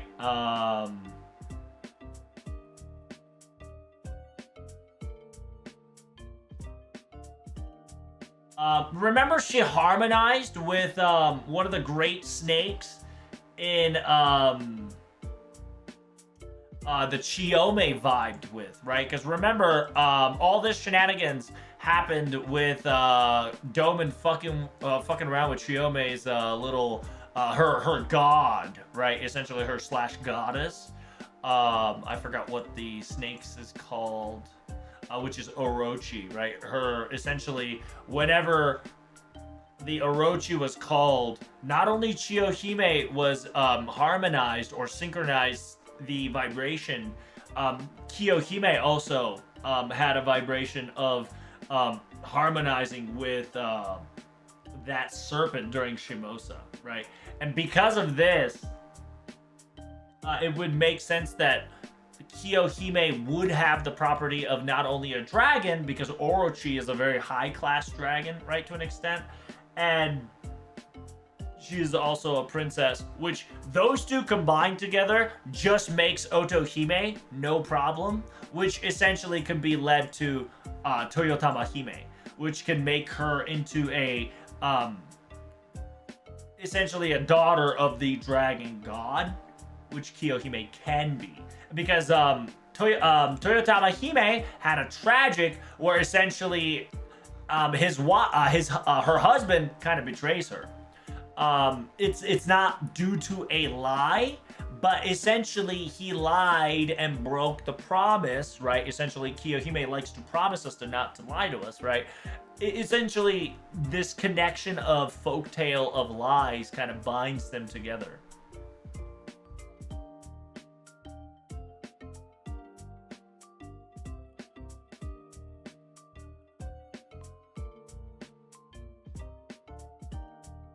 And at the same time, right, going back to 5.5,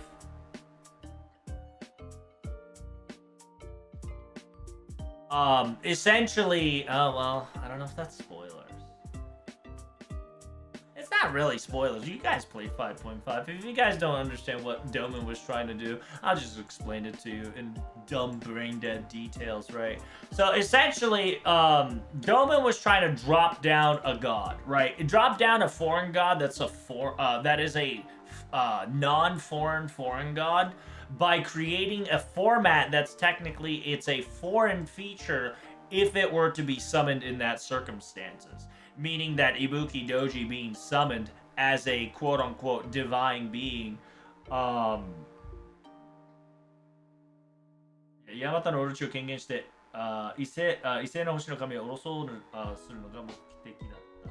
Which essentially, yeah, using Ibuki Doji as a core to resummon the foreign god in that realm to just kind of create chaos. Essentially, he was trying to mimic 5.2, failed at the very end.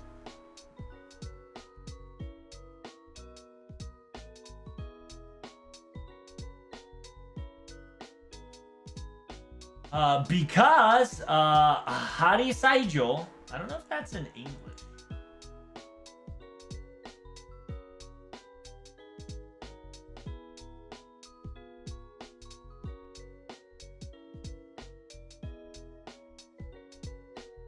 Because Hari Saijo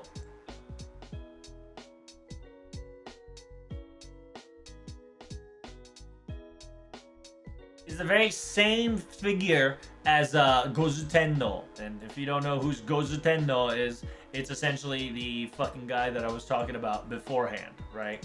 So I'm gonna turn the clock back a little bit there. And his responsibility as a guardianship, right? And what he does, he's a representative of both disease and healing. Right? In here, in the story of such, Gozutendo goes to Ryugyujo, which is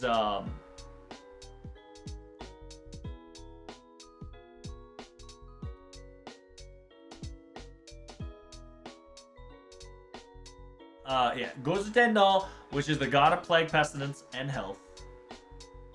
And the god, which is this guy right here, Hari Saijo, Hari Sainyo.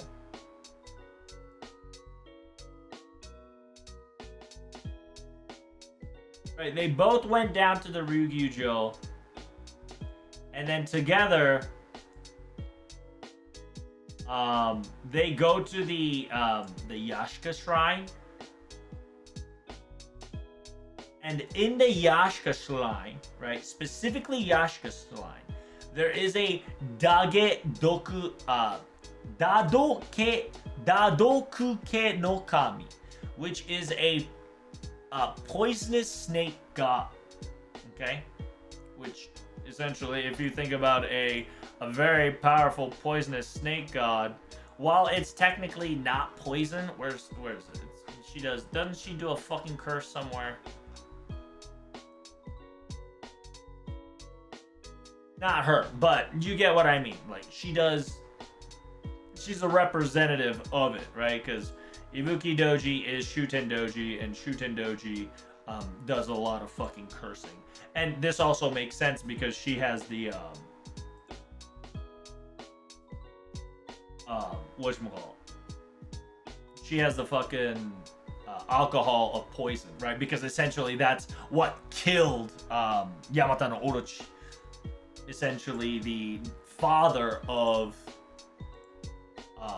Ibuki Doji.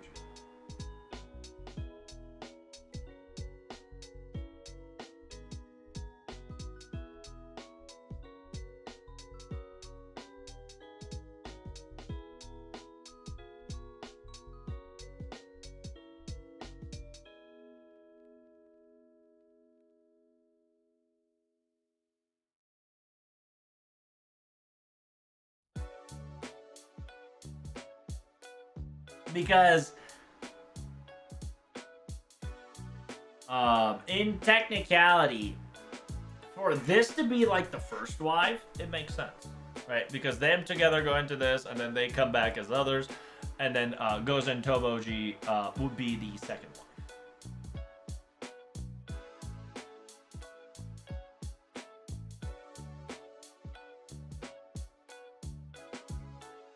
And then there's this whole theory of, there's a whole theory that, like, because there's so many Yamata no Orochis and serpent heads, the one that Susanoo defeated, right? There's a possibility in the Type Moonverse that it could just be an alter, or it could be a wife, it could be the son, right? Or alter ego X, Y, and Z. Because in the story of Gozen Tendo, there should be a he has 8 children. There it is. Yeah, he has the 8 children with Hari Saijo, which is the goddess that I talked about, right? Known as 8 princesses, And these divines were amalgamated with both Hashoin, which is the 8 divine generals, which is also the 8 divine directions, and Omyodo, which is the north, south, east, west, north, east, southeast, whatchamacallit, and the 8 Susanoo sons and daughters, right? And then, it gets to Tokyo, which is named after Gozen To's children. Legendary states that the monk named Myoko had a vision of Gozen Tenno and Hachijoji while mediating on the hill in the castle that would later be built during the early 10th century. And then you got the 8th son. And for the poisonous snake god, to be portrayed as the 8th son could definitely be a possibility, because if you go to the 8th children, right, Susanoo and Susanoo's sons and daughters,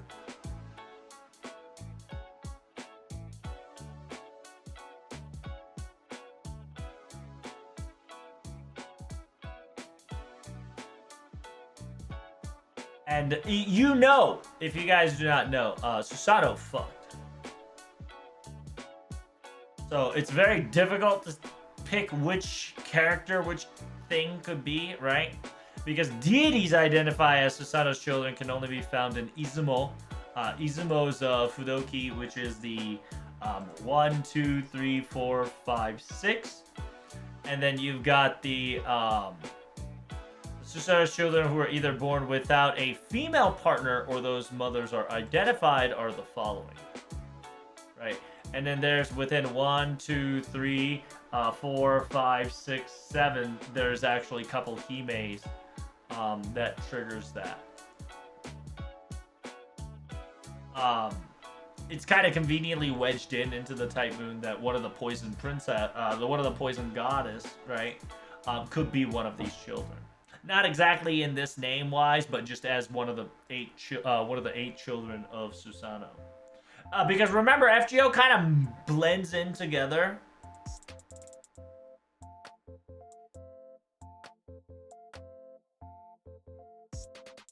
Right, so it just makes sense that Kyo would have some sort of part in it.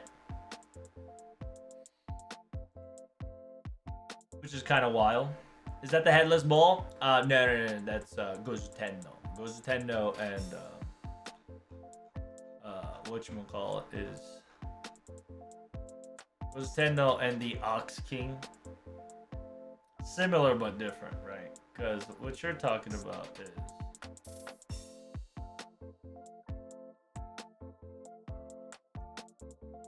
can I even find it here? I wonder. Because in technicality, I can say.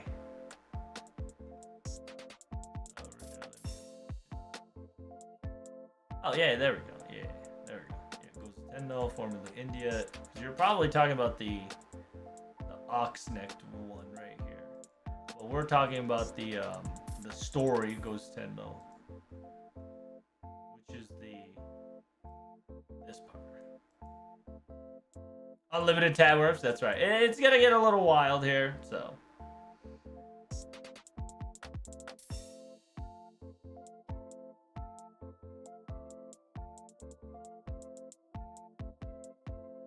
If Kyo has Otohime properties, what would make it very similar to Castor Ku in a way, but not really? To an extent, right? To an extent, you're kind of very on the same point, right?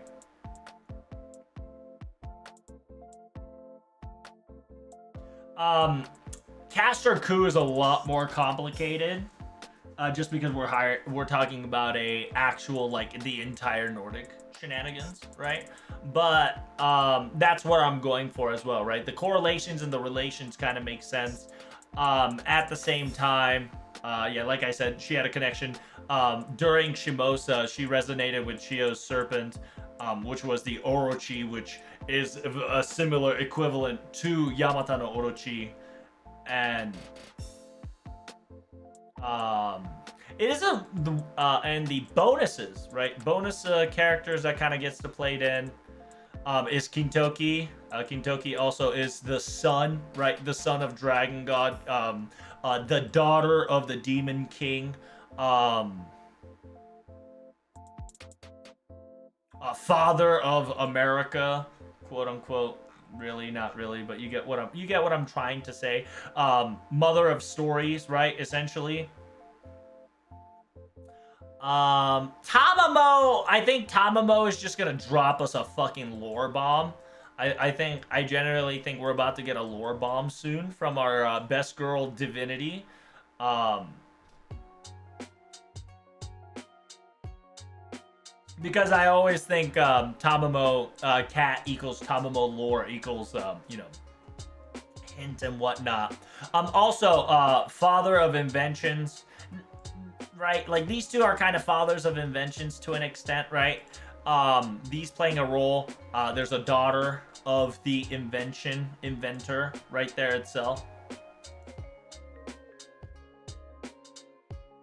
I imagine Arya appearing out of nowhere, making people mad. That would be pretty funny, but I don't think that'd be the case, right? She is essentially the body. I'm not gonna say anything.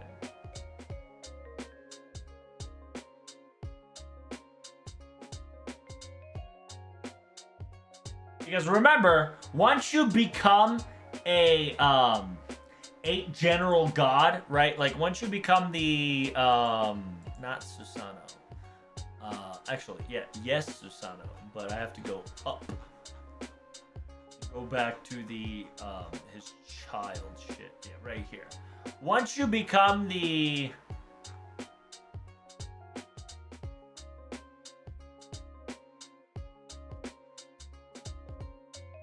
that ain't it.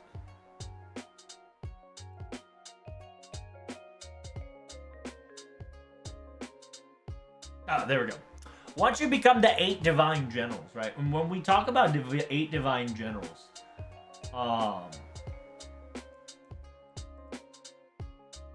we have to specifically talk about a said character, which is Hyo Bishin, right?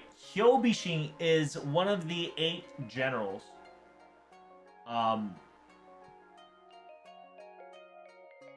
Which technically resembles as Sambo Koji.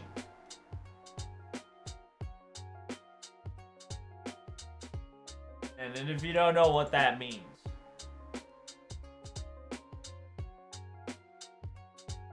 Sambo Koji is actually portrayed by none other than your girl here in FGO, right? Just don't get it twisted. FGO does some fucking leaps and boundaries to make her this way, but it is an FGO lore connections to it, right? It's not the saber form specifically. It's almost as in her rider form. That's kind of the reason why I have the rider model in the thumbnail, because I know I was going to talk about this. Because Suzuka goes in summer vacation mode, rider mode, on her 3rd one specifically entails a very interesting story. I don't know if it's translated great. If it's not translated, that's perfectly fine.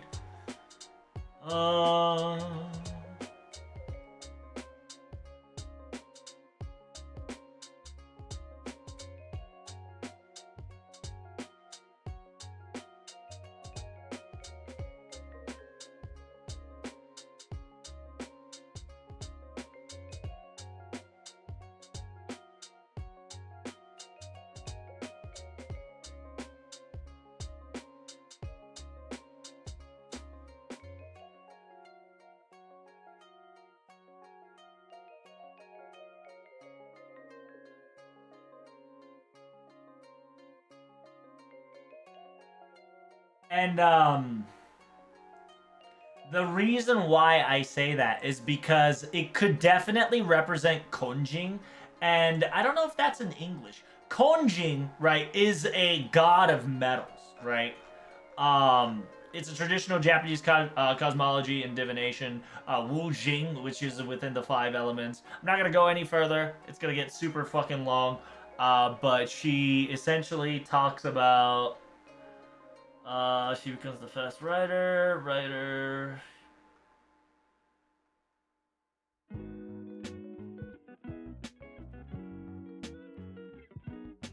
KMR 3KMH. yeah, and it says Ken Myoren and then Maji Hikaru. そもそも側はバイクであるものを通りの真鍮である。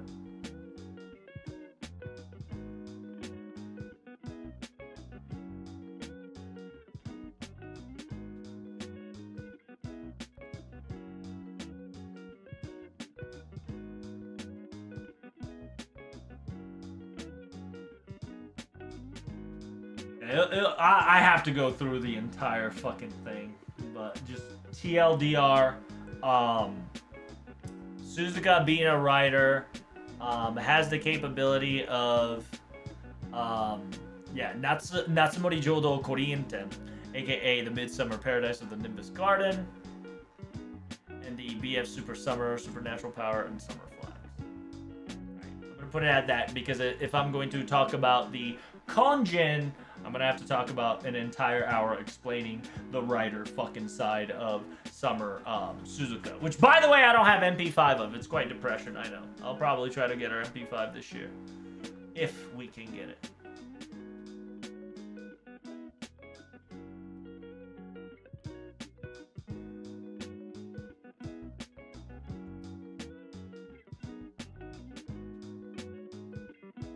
So there is a correlation possibility, right? Like in FGO, that Yamata no Orochi could, in a weird way, right? Could be in a weird way Susanoo's wife, or son, or alter ego, right?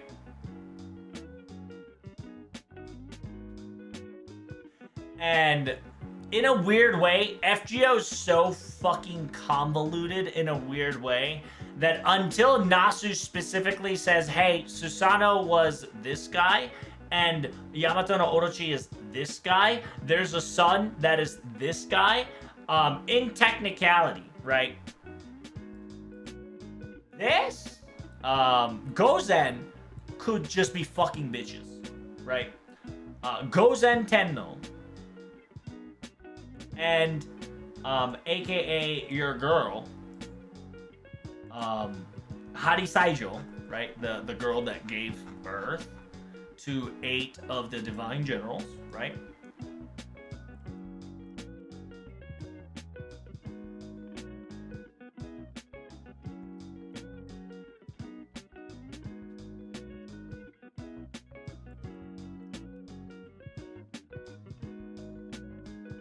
You just combine them all up and make it into an alter ego and make it into a son, right? The perfect example of what I'm saying is essentially separating themselves from 8 figures, right? Essentially taking a full portion of yourself and separating it to 8 pieces like an alter ego. Melt, Passionate, King Protea, BB has done this in technicality in CCC. Simultaneously, you could also explain it like you're kind of splitting yourself apart. On top of that, you are creating a child within yourself, right? By creating a children, it's not always like making babies, but it's also creating an alter ego portion of yourself, which could possibly can happen by cutting off a personality and making that into a real being, right? Could happen.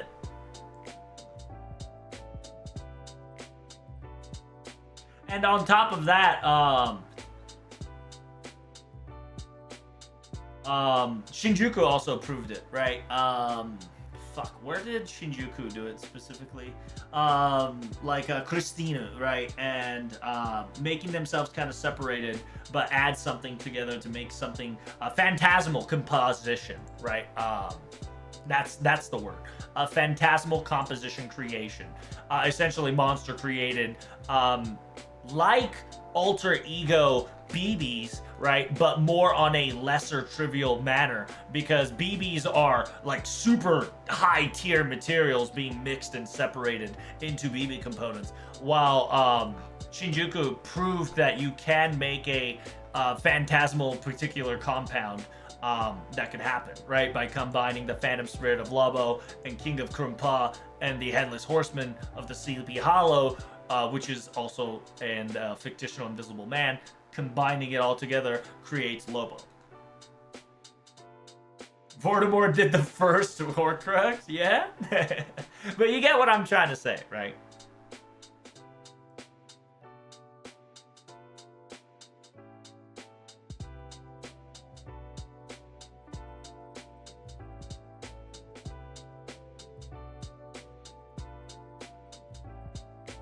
So, and remember, this is just a mere speculation, right? This could happen. I could be pulling shit out of my ass. 100%. Right? But if Kiyohime equals the Ryugyu princess, which in technicality to call herself a Toyotama Hime, it would make sense of why she was being portrayed as the princess in Shimosa, and why Snake was such an important privilege, and what's her word? Ibuki being dropped down as a catalyst for the Lost Belt to be called forth upon the foreigner god. In 5.5. It would make sense. If, right? Only if Kiyohime is Otohime or portrays it as Otohime.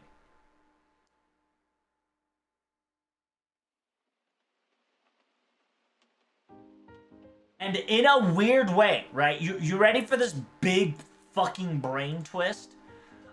In a weird way, if this works, okay? If this train of line works,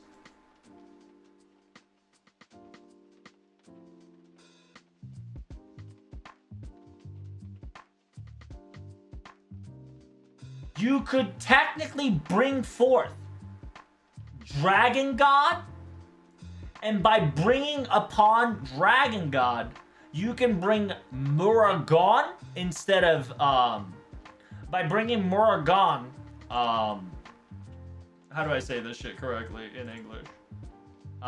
You can bring forth about Manjushiri, right? Manjushiri, which if you don't know who Manjushiri is, he represents, Parajana. In Buddhism, it's a combination of word Manju and the honorifics of Siri, which is translated as the beautiful one with glory, or beautiful one with auspiciousness. Okay?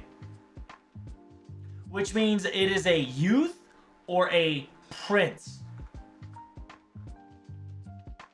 And in a weird fucking way, chat, if we bring upon Manjushri, if Manjushri can be connected, we might actually get to see fucking Seimei. We finally will have a strong enough lure / connection that we can actually start talking about Seimei in the most fucked up way.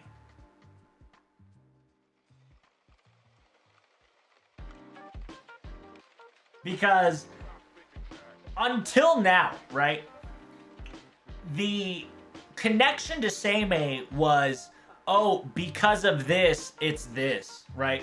There was not a lot of FGO lore connections, right? Because a lot of the times, a lore connection allows us to anticipate the servants more, right? And you'll be like, oh, well, we can get Seimei because we have Doman. It'd be like, yes, but in technicality, the entire reason why Doman was in charge of 5.5 was just because A, he wanted to recreate 5.2 on his own and simultaneously test the theory in Shimosa that if he could plant a singularity into a lost belt, if he could fully pull that shit off in reality, right? Instead of a fucking whoop-de-doo world that he created that was called Shimosa. And simultaneously,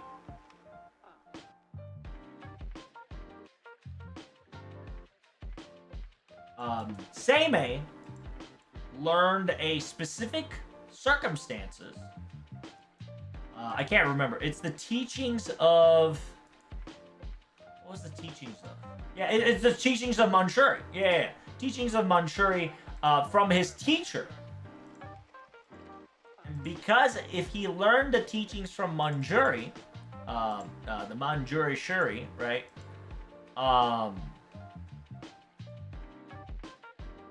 It can be translated as the I don't. How do I say that in English?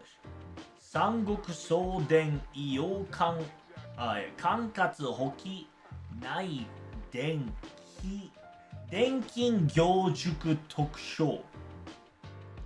AKA, it's a fucking entire goddamn encyclopedia about Abe no Seimei talking about astrology, cosmology, divination, mostly divination, and how it can be used, right? It's essentially, it's a fucking entire book. It's essentially a magical tome, right? It's essentially, it's a book that told divination at its, like, highest function. Right? But, at the same time,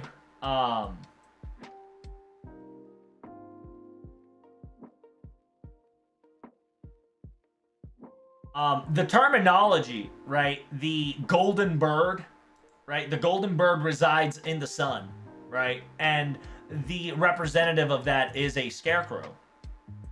Not scarecrow. Fuck. What is it? Raven. I think it's called Raven. What's karasu in English? Karasu should be raven, right, Chan? That should be raven. If it's not raven, it's crow. It's important that it's crow. Yeah.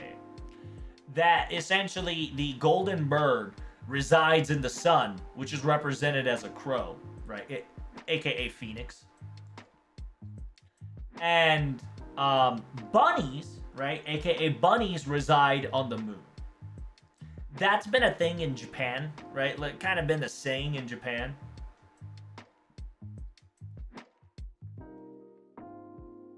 And that is one of the few things that's got written in one of that fucking totem of Abe no Seimei encyclopedia, which could be nurtured by the Manchuri's teaching.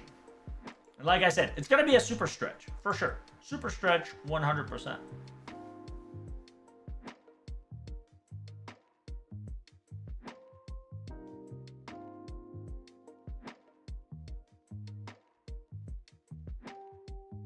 Because the Manjuri teaching is very complex and very fascinating, right? But it's too fine brain for me to know what the fuck it is, right?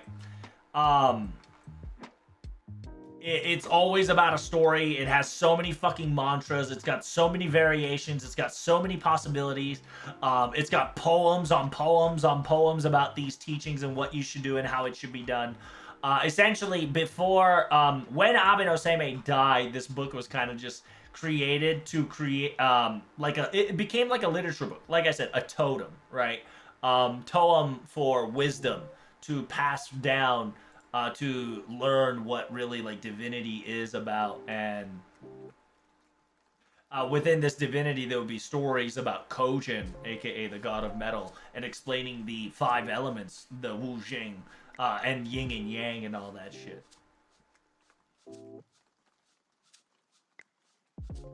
It would be funny as hell if we actually get a floating text before we get Agravain. It would be funny as hell. There's a difference. What are you talking about, Avalon? Oh, difference between crows and ravens?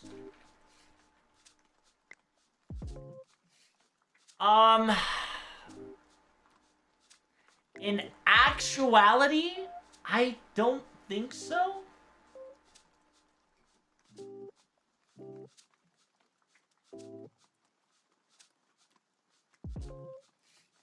But, if we are going to play it by the region, the animals do play important because Odin, right? Odin, what did Odin use? Odin used ravens, right?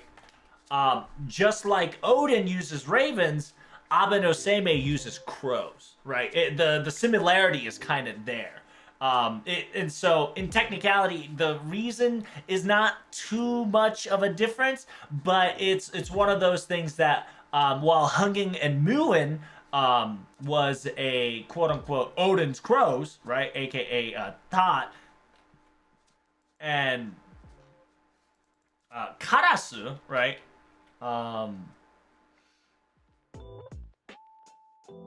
I usually use Raven and Crow synonymously. I mean, to be honest with you, Avalon, I think that's perfectly okay, right? Unless FGO specifically says, hey, they're fucking different and put a respect on it, I think you can still use Karasu as ravens or crows, for sure, right? I'm just going down the super detail, right? Of if we were to explain it properly through location lore, right? I would use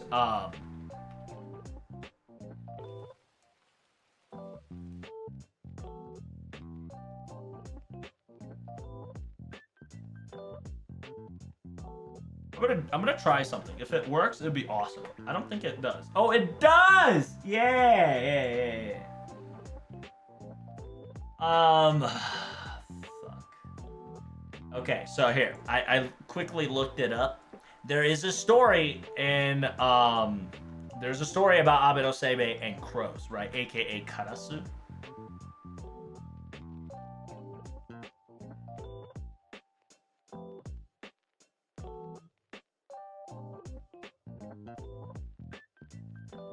During Abe no Seimei, he saw a crow. And when he saw a crow, he figured out the crow was actually a Shikigami, right? AKA a familiar. And that crow was kakerareta. What the fuck is this? Kuroudo. 重中同石発長老の自分でこの場合はクランドという Yeah, it's essentially he figured out that a crow was a Shikigami and was able to cancel out a quote unquote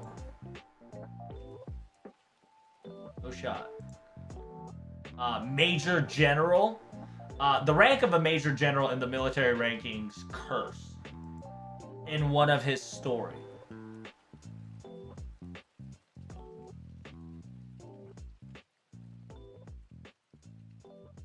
Because I think it was like a charm. I think it was like a crow charm. I can't remember what the fuck that is.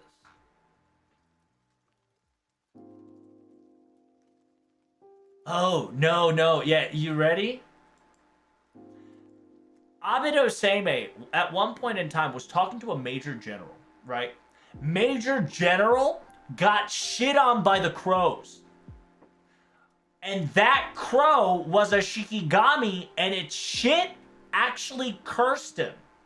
And because Abe no Seimei was able to witness that crow was a Shikigami, he was able to fix the curse from the major general.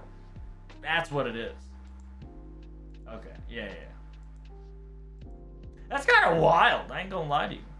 It's in the short story called Uji Shu Imo Gatari.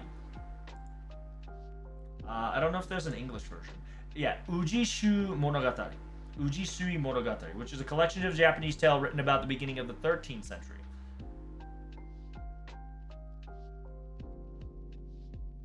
It has private tales, social tales, and Buddhism tales of Buddhism didact elements in XYZ and whatnot. It's very intriguing. I didn't know about this, so that's kind of cool.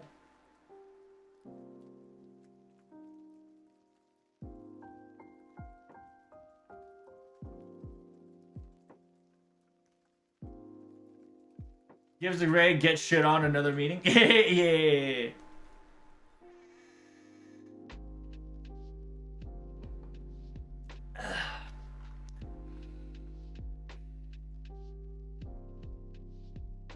The question is, in JP, what would he be, right? What would Abe no Seibei be? But if we talk about what would Abe no Seibei be, we're probably going to stay here for like 5 more million years. So we definitely should bring back the conversation of who could that silhouette be, right?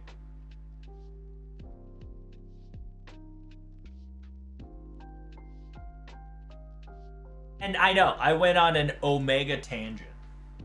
I hope you're doing well, Para Fishing. Thanks for coming in. I do appreciate you. I know I've been late on the replies on that side, but don't you worry, my son. I appreciate you chatting up in YouTube chat as well. And yeah, that's kind of the reason. Another reason that they could work is Yun in a weird way, but most likely it would be Kiyohime. It says Dance Dragon Castle, Deep Sea, and the Princess and the 2 jewels, right? And the jewel part is very important as well. Because remember what we talked about, and if you didn't know what we were talked about, we specifically talked about...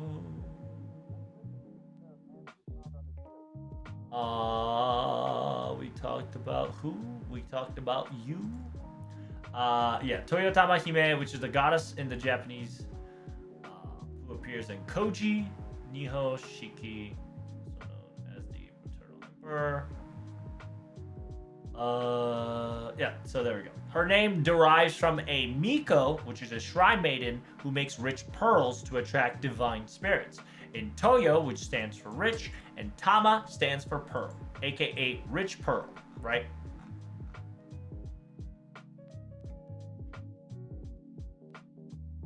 And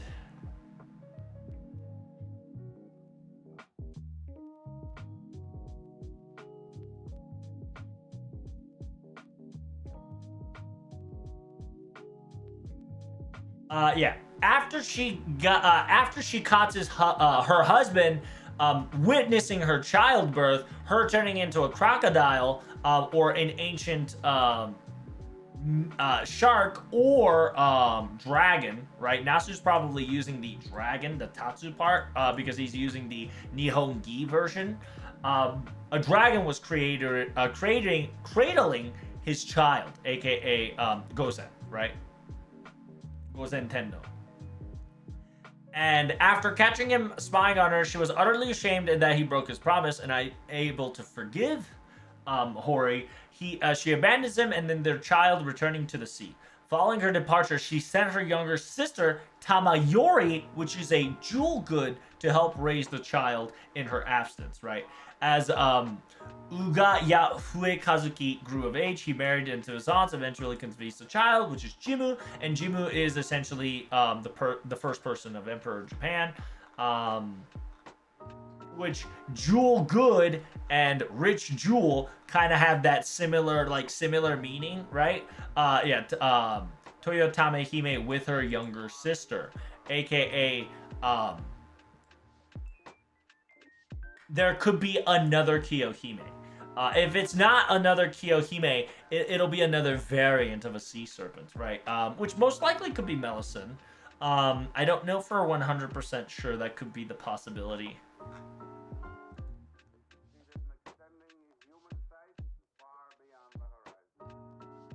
Yeah, she is the daughter of the sea dragon god Watatsumi and the younger sister of Tomohime. Abandoned her husband, she sent Tamari to take care of Ugaya Fuzukero. Although the Nihon Shoki version of the legend, Tamayori Hime accompanies her sister to the human world when she was about to give birth. When the child grew up, he married his aunt, who bore him 4 children, youngest of which became Emperor Jimmu, the first emperor man. She's the first emperor, and the sister of Toyotame Emperor's grandmother, right? So essentially, in a weird way, Tamayori Hime fucks her sister's Osprey. If you just get what just happened, right?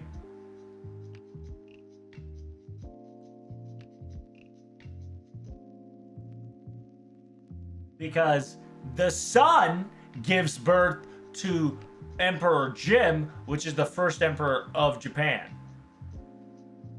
And if the son is the son of Toyotama Hime, born with Gozen no, there's gonna be some next level incest and shenanigans happening up in this bitch. To an extent, but not really, right?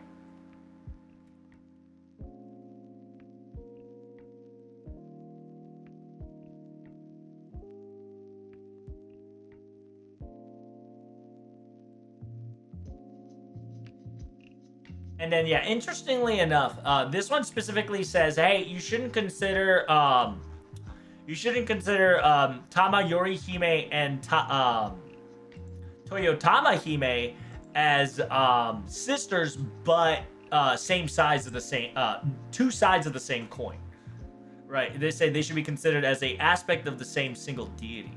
So they're trying to portray Toyotama and Tamayori as alter egos, right? And then the alter ego conversation I had with Yamata no Orochi and children and whatnot shit comes into play.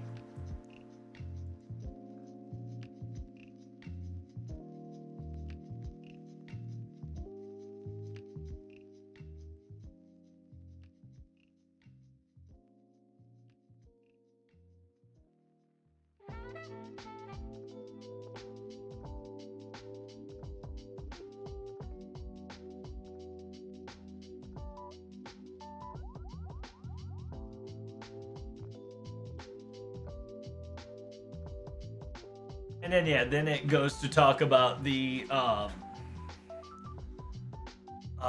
then it fucking goes to talk about the entire rice grain and the possibility in the family tree, because family tree gets weird real quick, you know what I'm saying?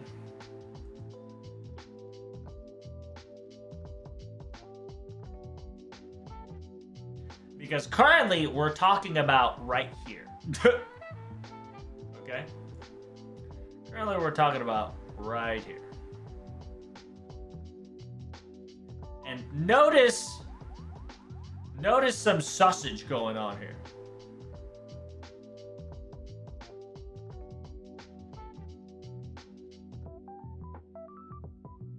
There is definitely some sausage.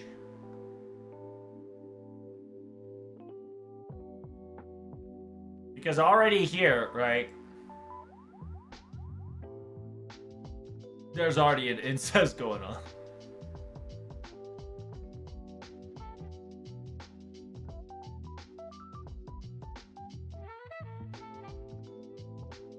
And then another incest.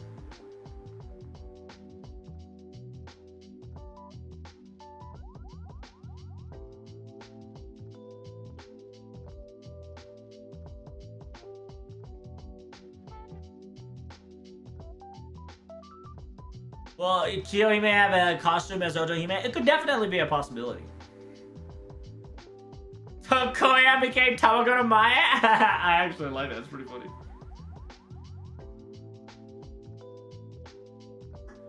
Hell yeah, brother. Became a Tamago no Maya. That's what I like to hear. If I got this correctly, does that mean that we're just gonna get an existing servant that's gonna have a suit? Yeah, technically, right? It says, as an event reward, you're going to get new costume. I don't know if that is a costumes or costume, right? Because Japanese, unless you indicate it with a number, as long as we know, it's just one, right? Hold up. I wonder if she...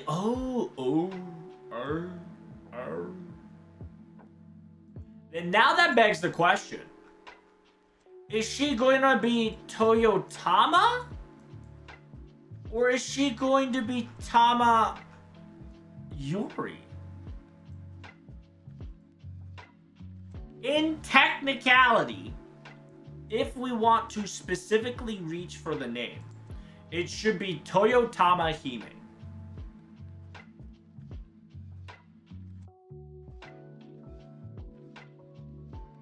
House of the Dragon collab, Incest and Dragons, Incites Dragons, that's right. And I genuinely think this bonus, I think there's gonna be more added later on. I think they're just trying to hide a couple more things. They're giving us like minor hints here, and whatnot. And Rokusta, Rokusta playing an interesting role. By the way, when the event happens, chat, if I remember correctly, she gets 90% bomb point right now.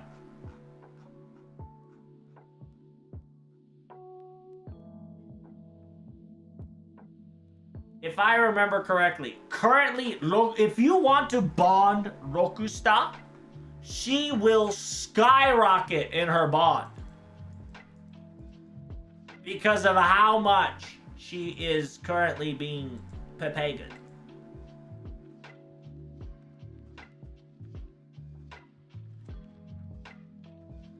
And by the way, this theory is, like I said, it's just a theory. Again!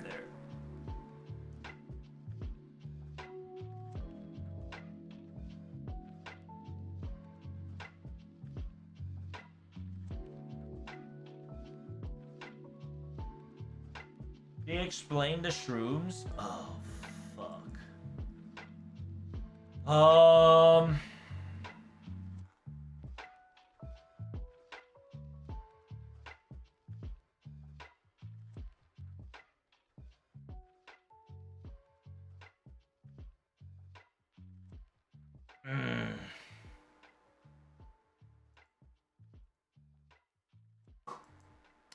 Explain Locusta. There is a way to explain Locusta, but I don't know if I can actually explain it properly. I don't think I will, because I don't have enough information or a I can't explain it properly. I think that's what I'll say. Yeah. Due to the sheer fact that I can't explain it properly, as much as I can TLDR the explanation of why Kiyohime is going to play an important role in this event, and why Suzuka was in this event, it's going to be a little rough. It's going to be a little rough.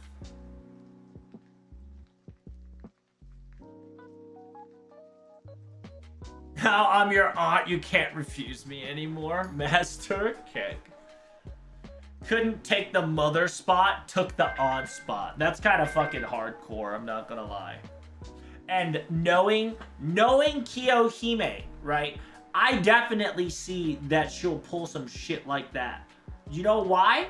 Because the whole shebang, right? Remember, we currently have an alter ego that flexes you that she's a mom. Right? Like, she is the mom of the mom. She is primordial mom. She says, hey, I'm the highest motherhood. Sit the fuck down. While Mama Raiko goes, I'm the best human motherhood you'll ever have.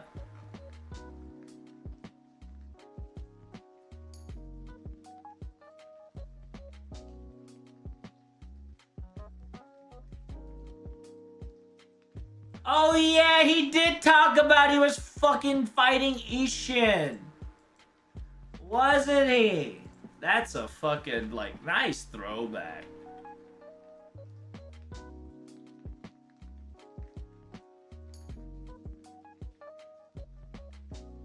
Nice throwback, bro.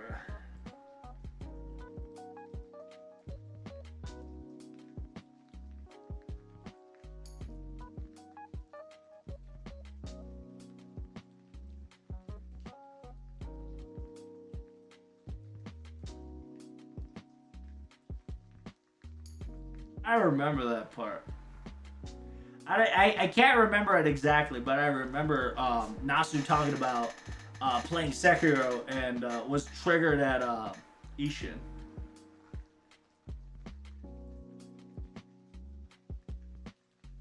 By the way, OC3, Nasu's playing Elden Ring DLC though? That's right! So, whatever you see in Elden Ring DLC, I would not be surprised that he would use that story into Ordeal Call 3. Especially when Ordeal Call 3 is going to talk about Dante's Inferno. And if it's not Dante's Inferno, it's going to talk about a certain couple of other person, which I'm not going to go too much in about. Because in technicality, doesn't have to be Dante Inferno anymore. But most likely to be the case has been foretold.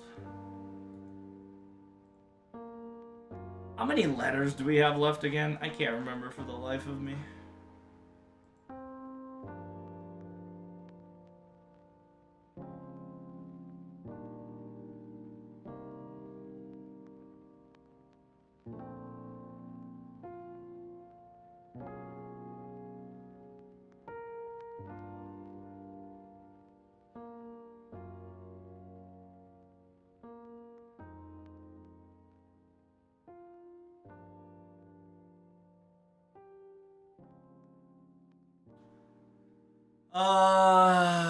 Yeah, Sins and Punishment, Final Destination, Divine Tale, yeah, which is Dante's Inferno, Remnant, Storm Girl, Wish, and Love, and Doba, which is a trumpet in a weird language. Not trumpet, the fuck is Doba? Doba is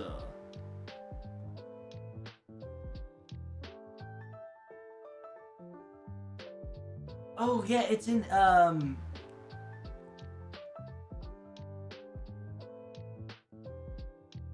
don't think so.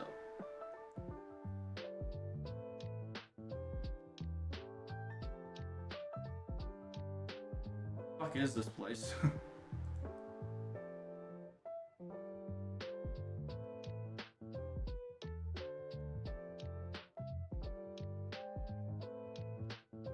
I don't think that's the case, but I'll take your word for it. Doba Chad. Chad Doba's Chad. Chad Doba.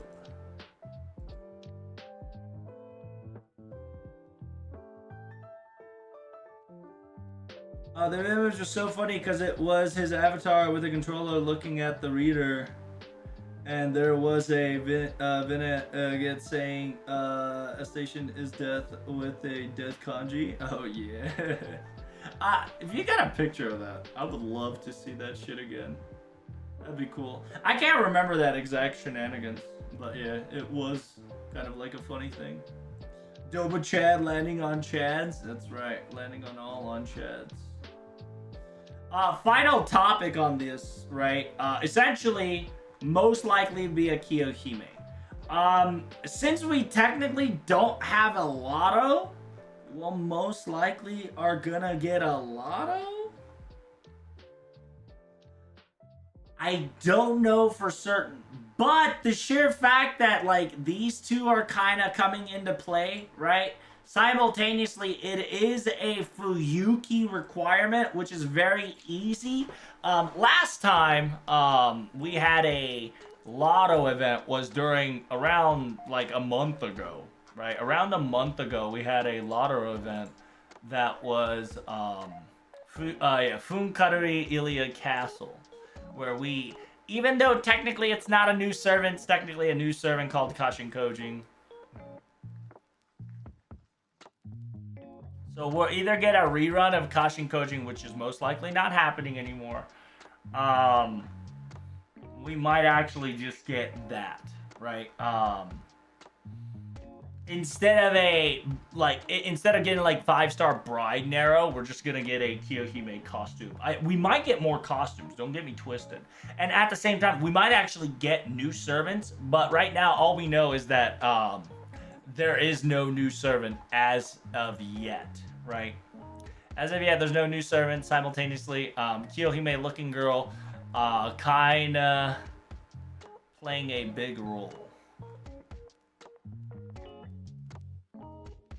There could be more costumes. And the fact that these two are going to play a significant role in this event, I need you to definitely keep an eye out. Just because, remember, next week we're going to be talking about Beast 5. And to TLDR chat, Beast 5 is Da Vinci.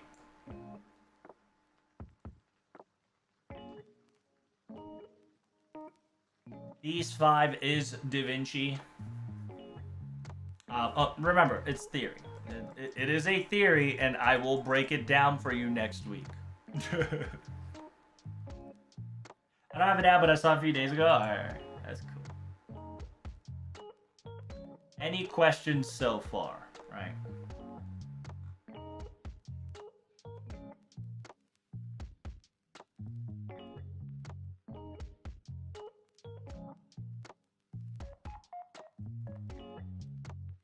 What if it's Xion? It's not. It can't be. Because Xion didn't choose to be, Dust of Osiris. Because in technicality, if she became Dust of Osiris, she became the DAO, DOO, yeah. I can see that to be the case. But until we specifically talk about a said thing that they purposefully not mentioned for a long ass time, and simultaneously, remember, during this entire event campaign, you are allowed to get a couple of interludes for free. Right? AKA right here, right? Interludes of servants unsummoned and half off. Including in that is Da Vinci's. And if you play Da Vinci's, yeah, Leonardo da Vinci's fucking, Interlude 1 and Interlude 2, they are cooking. The sheer fact, right? The sheer fact that they're pulling this shit off right here, right now, before Ordeal Call 3, is wild.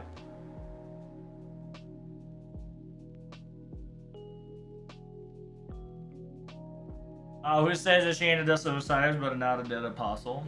I mean, Dead Apostles could definitely become a beast circumstances. In technicality, the sheer fact that they became Dead Apostles, they're on the side of Gaia and not on side of Alaya,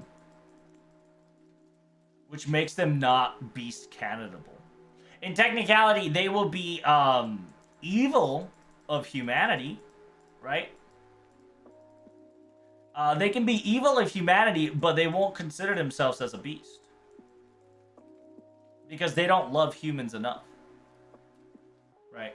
And I think so far, until Xion does not contact us in a friendlier tone, right? As long as Xion maintains the distance that we currently have right now to the very end, perhaps then we won't have a problem. But when we do, we might get Dust of Osiris, or it'll probably be called something else entirely, right? And we'll get that, and that we do have to deal with, right? It's essentially Tsukihime preference, right? Where a quote-unquote, not a true apostle, but a dead apostle fell in love with a human.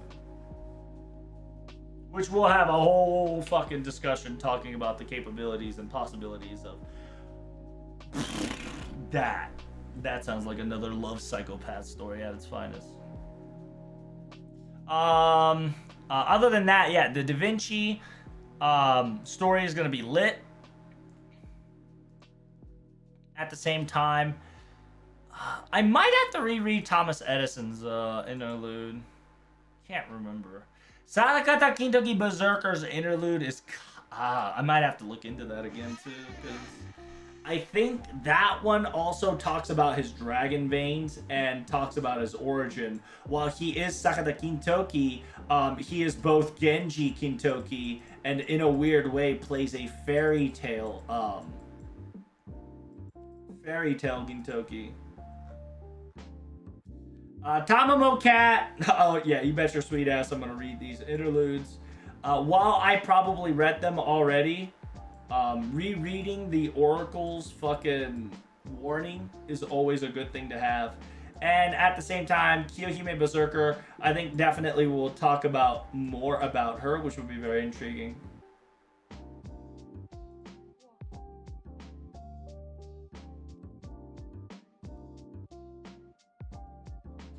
And strengthening wise, it is what it is.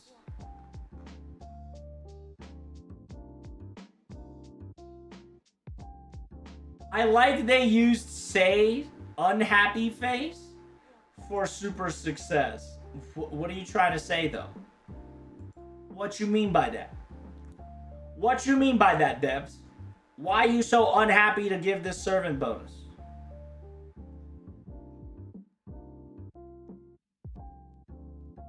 I think it was just a poor screenshot.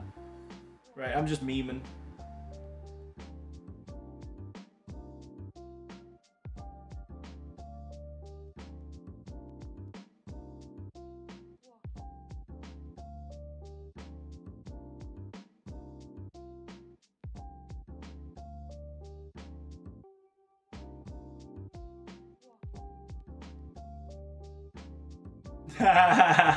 They said, hey, by the way, this shit ain't stacking, right? Because in technicality, we have the arcade rerun campaign ×2 bonus.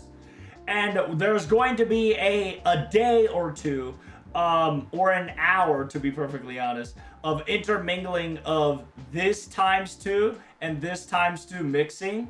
So people are like, what about ×4? My dude, poggers. They specifically said, yeah, ×2 is just gonna be ×2. Live with it.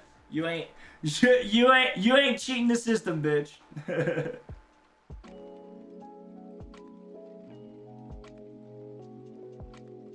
Our bus was fucking Lamau? What do you mean? It was a good buff. It talked about her.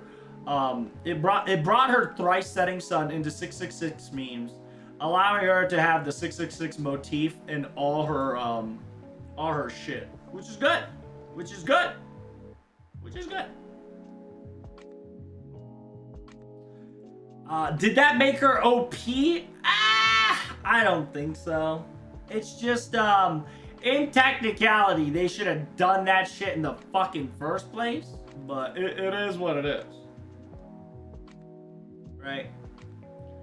They definitely... They should have done that shit in the first place. And I think they purposefully elude it instead of doing 5 turns to 6 turns to try to play dumb. But yeah. Revives with, yeah. Buff success rate of 40%, which means that Imperial Privilege is like permanent. Holy shit. It's kind of lit.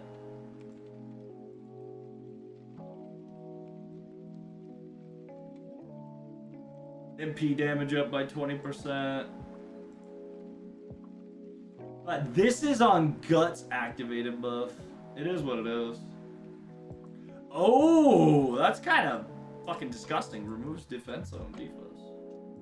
I like that. So every time it procs, you are now removing debuffs. Thank God.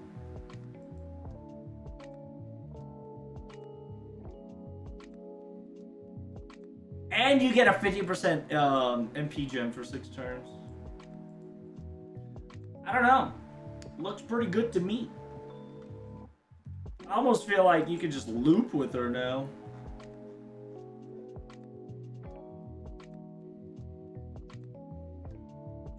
Does Kiyohime have a costume?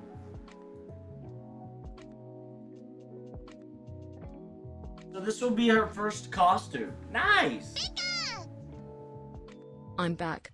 Feels like an eternity. Hey, welcome back, Anu. I'm glad you're back, East. What were you doing all day, my friend? And I'm glad you're back. At least it's not 6 gut. It should have been 6 gut, just for the shits and giggles. But at the same time, Thrice Setting Sun is guts 3 times, right? So it is understandable.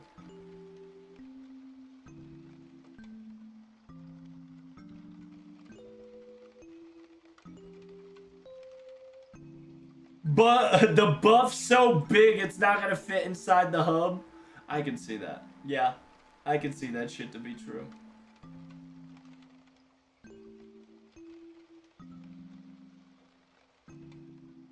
In a real sense, they buffed her real hard, but yeah, she needed it. I mean, yeah, in an extent, she needed a W.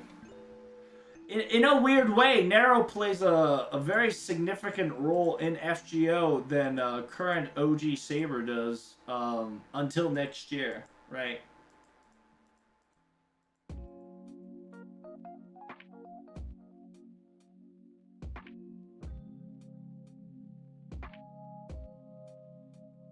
Because in a weird way, chat, right? In a weird way, when we officially summon Salter in the story is the beginning of the end.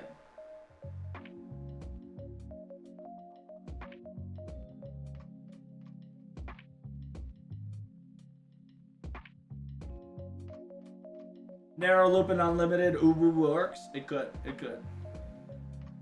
What would they buff Kyo, though? If they would buff Kyo, what would they buff? Because in a weird way, they'll probably buff Stalking. Because, not gonna lie to you, it's pretty trash.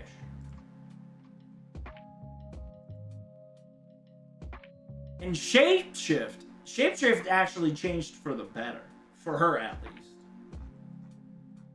It'll be the MP. Oh, you think so? If they do have MP, I genuinely hope the chance to stun is higher. Like, not by 100%, but, like, literally start at 80%. I'm praying here.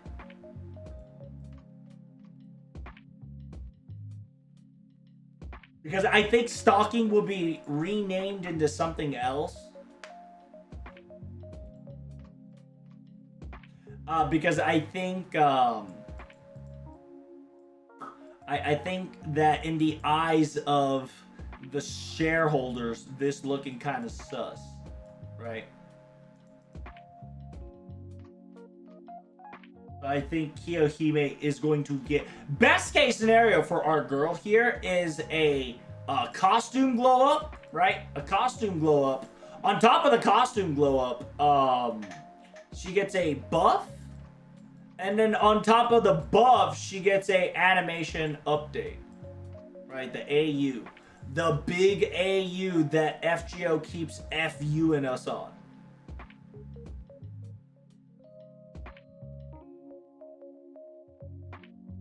I don't consider her first skill buff a buff, though.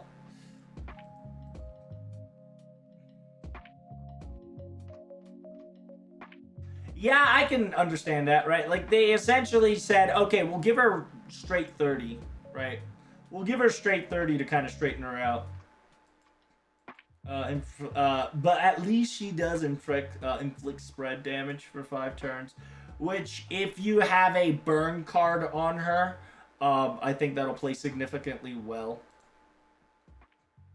Because she needs to have, yeah, I think she needs to change Stalking. If it's not changed to Stalking, it's Noble Phantasm, right? Tenshi Kansho Zanmai, which is the Samadhi through Transforming Flames.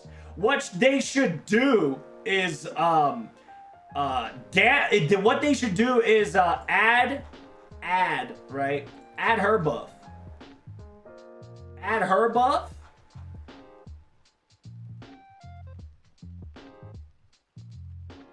The fuck is she?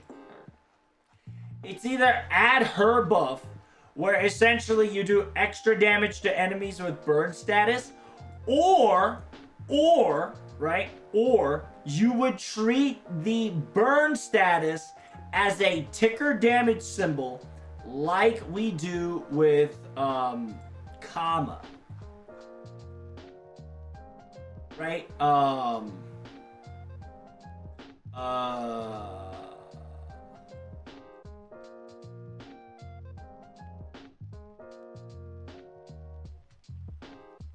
Who the fuck was it?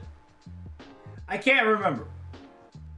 Oh, Bunyan and Charlemagne. I fucked up the person. So instead of like 150%, right?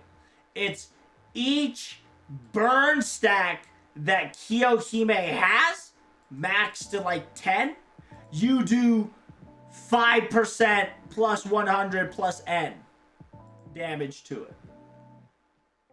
Right? Because that will give her an entire reasoning of burn spread. Simultaneously, she is guaranteed to give you a stack of burn damage, which in the Noble Phantasm upgrade should say applies first. And then all of this shit makes sense. Right? And she is a berserker, so you're not gonna utilize her like fucking crazy, but this will give her back AoE damage on the menu, right? Remember, she's AoE, so it will give her damage back on the menu.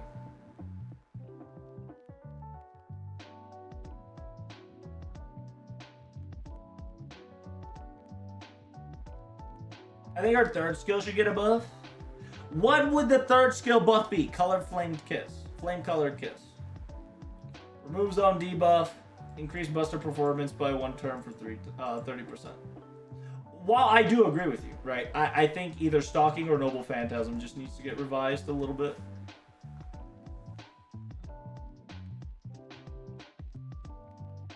Because I'm not gonna lie to you, for a rank EX Noble Phantasm, kinda dog shit.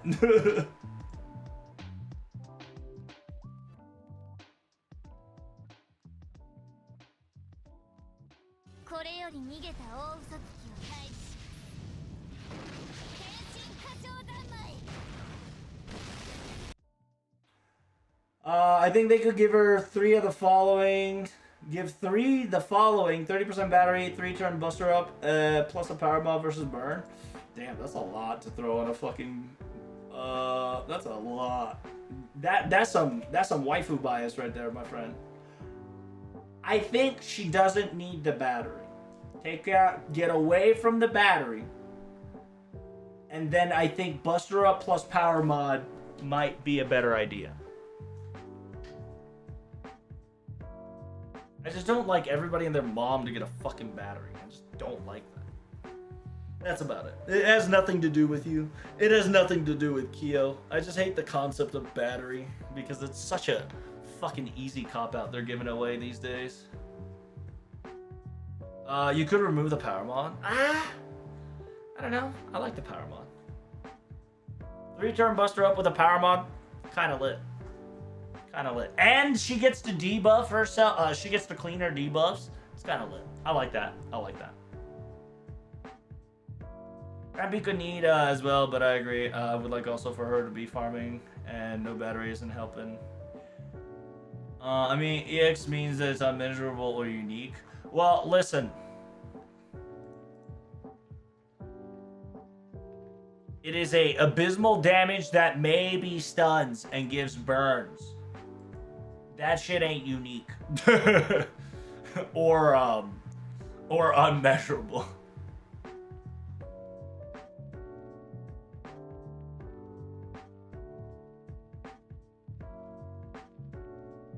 Musashi's buff was pretty tight, and it wasn't a battery. Musashi's buff was pretty tight, and it wasn't a battery. Which Musashi you're talking about? There's like 5 Musashis. Kappa.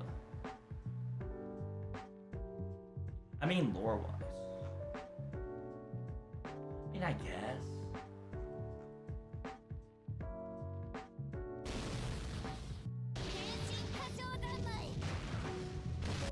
It is very interesting that they purposefully made the flames here. In a weird way, chat. If the animation update does it correctly, this would look like flowing water that's on fire. That would be a very interesting animation update that would change it into. If this actually turns into a floating water that's on fire, that would be fucking lit.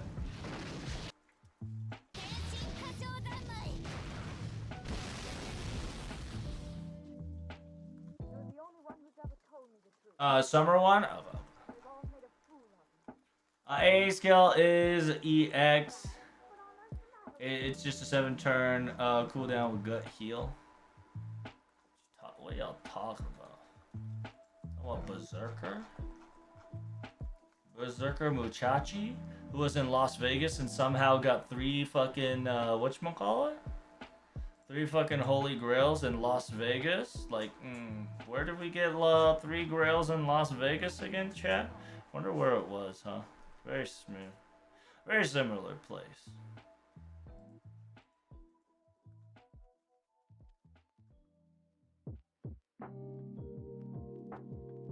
Oh, you said 3rd place? Third skill. Wait, what? What do you say? AA skill, 3 turns is EX. It's just intro group. Oh, AA, Berserker, Castoria. Oh, I was like, what the fuck are you talking about? What the fuck is AA?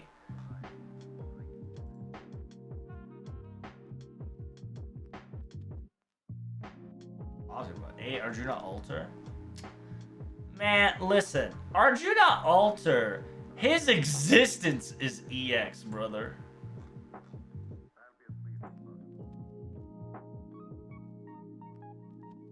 Yeah, his fucking existence is EX.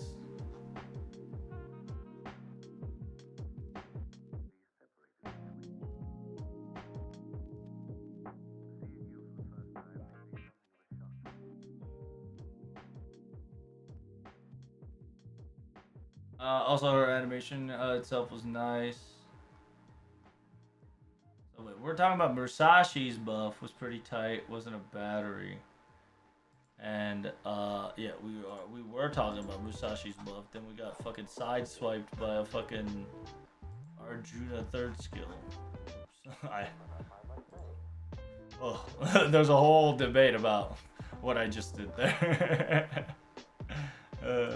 Keck W.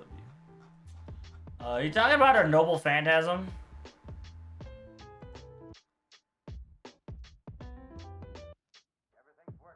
Yeah, you know what's the fucking difference between an EX and EX dot? We finally can do damage to Saber servants. That's like, why the fuck did that have to be an upgrade, bitch? But yeah, it's nice. It actually is nice against Saber class now.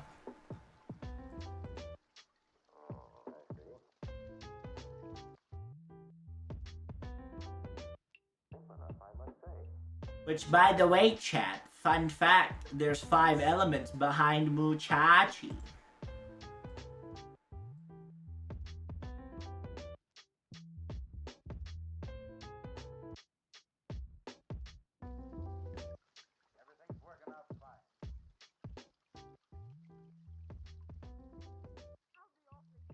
And if that's EX, right, going back to what Char's saying, if this gets an animation update, and if, right, if the lore that connects the possibility of a high servant capability of a particle mixture of Kiyohime being the, whether it is Toyotama or Tamayori, would make sense even more on top of that, right?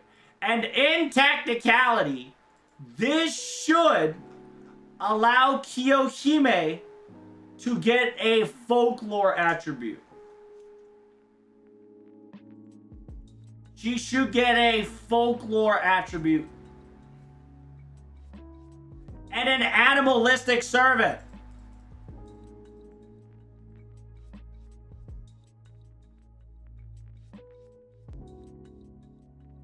In technicality. Right, in technicality. I can say it doesn't need to, but come on, man. If she's a dragon, looks like a dragon, breathes like a dragon, has an eye of a goddamn serpent / dragon, breathes fire, let's give her a fucking folklore buff.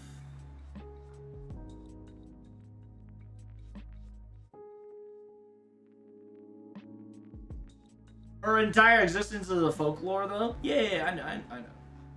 Right, the reason why is that, like, one of the few attributes is fucking weird, right? Like, for instance, animalistic servants, requires you to have an animalistic parts. But some of the servants that are in technicality animalistic doesn't count as animalistic, which is fucking weird.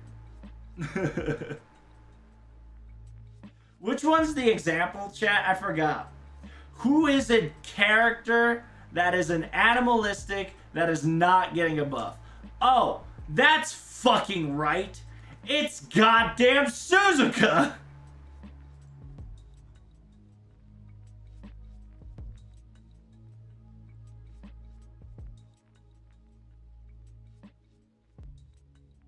My girl Suzuka, my girl K-Ron, my girl, oh yeah. Look at this. Is the ear and the tail fake? Is that all butt plug? Is that a butt plug and an ear plug? Like, what's going on, Lasango? You're okay with a fucking horseman, but you're not okay with a man horse? I'm feeling, you know, I think the furry community got some beef. I think the furry community got some words to say to you peeps. I think there's some shenanigans happening over there. Now, I understand that if the Ascension 3 gets animalistic servants, right? Like in technicality, these traits does say if Shiki wears a costume, she gets animalistic servant trait, which is perfectly understandable, right? If Kuro wears a costume, she gets an animalistic trait. Fantastic. Right? Perfectly fine. Let's put that on my boy K-Ron. Let's do it. She's just a high school student? You're right. You're right. What about bucking? In a funny way. In a funny way, it's the same concept. In technicality, right? In technicality, Bucking's first 2 Ascension, she's wearing dog headset. In her first 2 Ascension. On her 3rd Ascension, it's questionable. But you can clearly tell at the same time that it's on top of the hat, right? So in a weird way, bucking is only few people that you don't consider animalistic servant. Because there's no animalistic servant on her. She has an animal, right? So if the animal can get the animal buff, I can understand. But she, in technicality, is not a animalistic. Cosplayer trait, so she should get the fucking dress? Dude, don't fucking start, brother. Don't get me fucking... Get my... I'm gonna get twisted. And fairy tale servant. Like, bruh. Fairy tale servant. Like, bruh. Costume owning servants. Chat. All these servants are costume owning servants. You wanna know what's wild? This shit ain't enough. It ain't enough.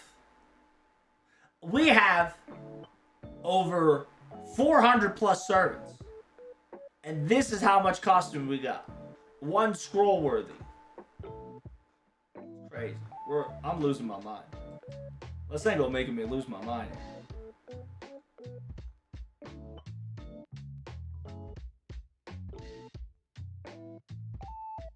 So, fairy tale servants, right? Fairy tale servants.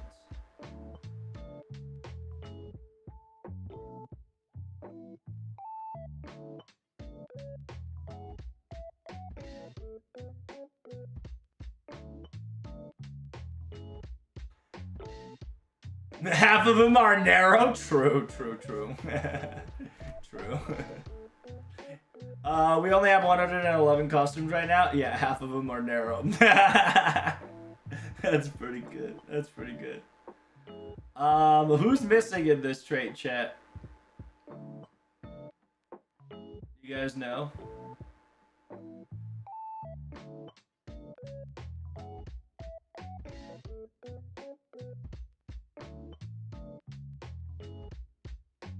Oh, how about where's Kiyohime? Right? Where's my girl Kiyohime? She a fucking fairy tale. What about Burgess? Burgess is a stretch because she's being played at as LB1 servant. But yes, in technicality, Burgess is a folklore story that is from Black Shook, which is the black dog. So wherever the fuck she is Tyra missing? Tyra is not. Tyra's complicated, alright. Well, I do agree with Tyra. Tyra's a bit sus. Tyra's a little mix of hatred. There's so much hatred that folklore is not the word to describe that one.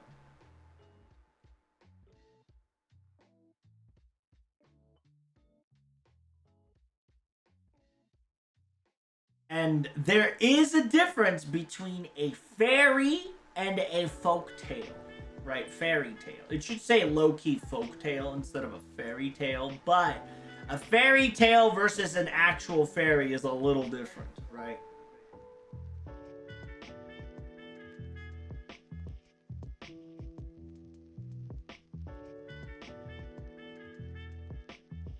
It says it is believed that one of the black dog fairy traditions that have been passed down throughout the universe.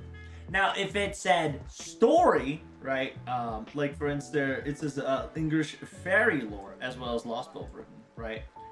If it was a fairy tale, it would make sense. But we have Burgess, aka Black Shuck, aka the Black Dog, as a fairy lore. Like we know her as a Pokédex. We don't know her as a story.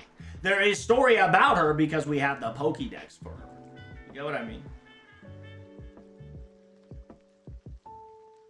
What about the Tengu welfare girl? Oh, Kichi Hogan? Yeah, Kichi Hogan should get one. Yeah, I agree. Kichi Hogan should definitely whatever. Oh, by the way, what she got in her hand? She got them crows, boy. It's important that it's crows because Yatagarasu is a thing, right? And also Yatagarasu is also another clan capability. Here, she doesn't have folktale stories. She just has feminine looking. Okay, we took out the folktale and we give her maybe lady.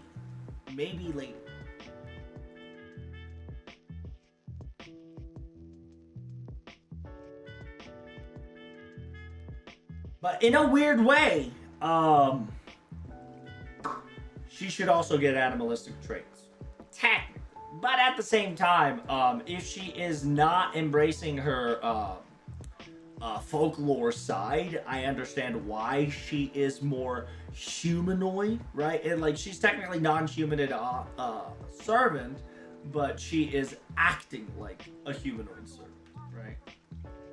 Like it's that she's not embracing her story, right? Like the humanoid side is stronger than her lore-wise, is what I'm trying to say.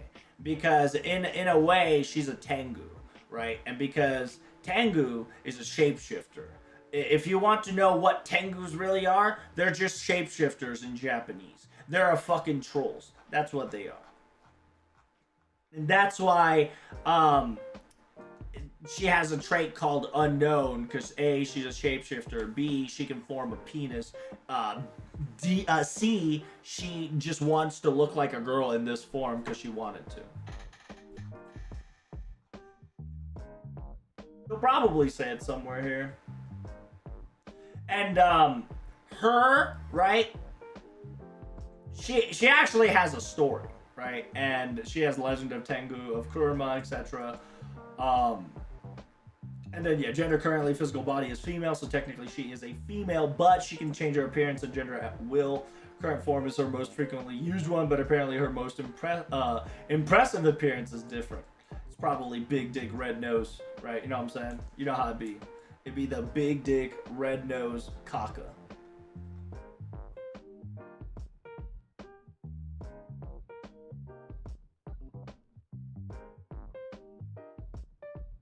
Summer 2, Castoria, and Asic, not animal. Well, let's be honest, they're not real. They're not real, bro. Shapeshifters are immune to pigify, though? Yeah. Because, in a weird way, so she's putting, like, a shapeshift curse on you, right? Let's talk about Castoria. You said number 2. Bitch, what do you mean?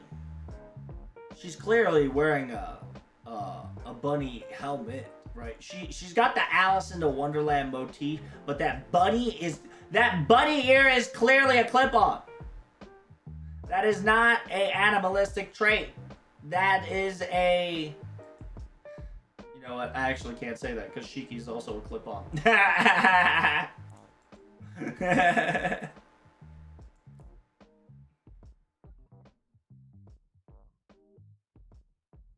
Alright, you got me. Alright, you got me. You got me. You got me. They're all fake. I see dead people. Buster on the beat. Who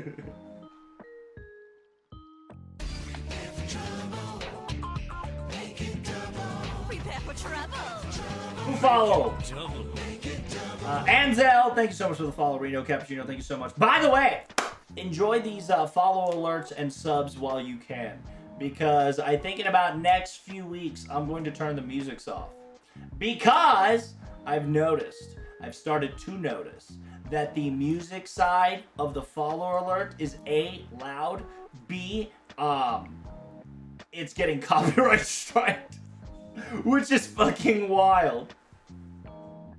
So you better follow, sub, gift, donate as much as you can if you want to hear that noise.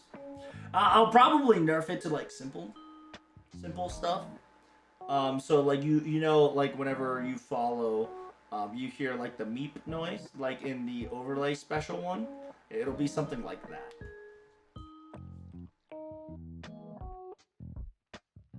I mean, technically, Tengus are like crow spirits. They can just change forms. Yeah. I mean, they're shapeshifters, but their origin is crow.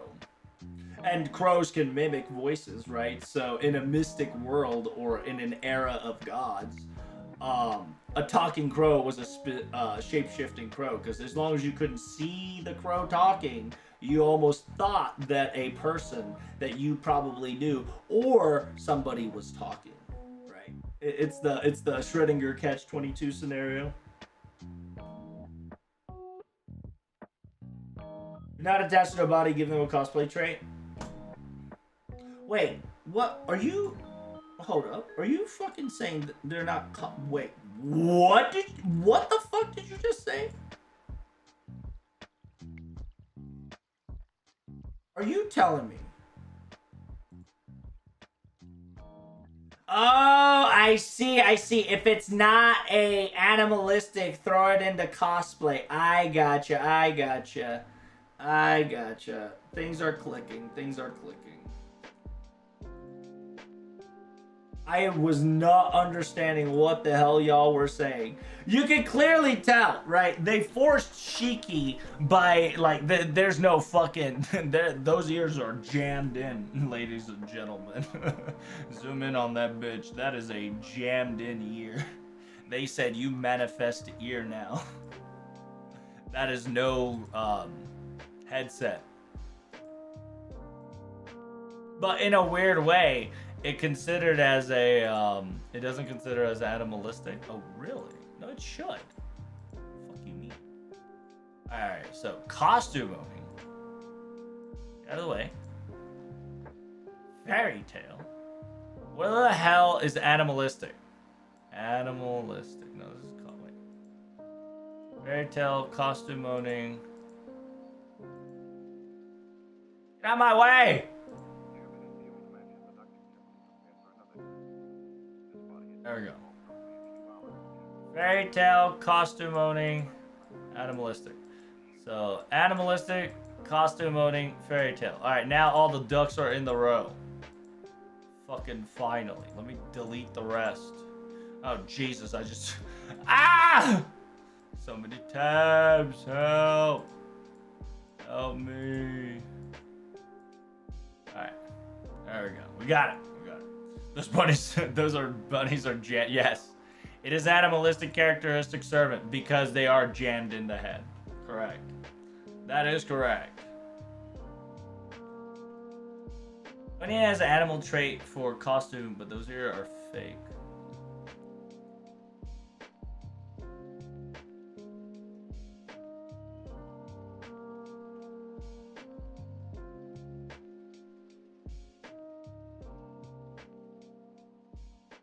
Those ears are fake. The fuck? Oh, yeah, technically it is fake, but she, I don't even know if that fucking counts, to be perfectly honest. No, she is, wait, what?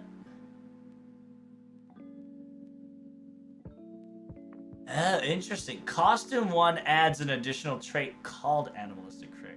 In technicality, this is a meme of Fokun. This is a Fokun meme. So she's kind of like role-playing her Fokun. So you can, I don't know, in a weird way. She did kind of like fuck up somebody like Fokun did. Like, I mean, like, I don't know. She kind of low-key fucked that place up.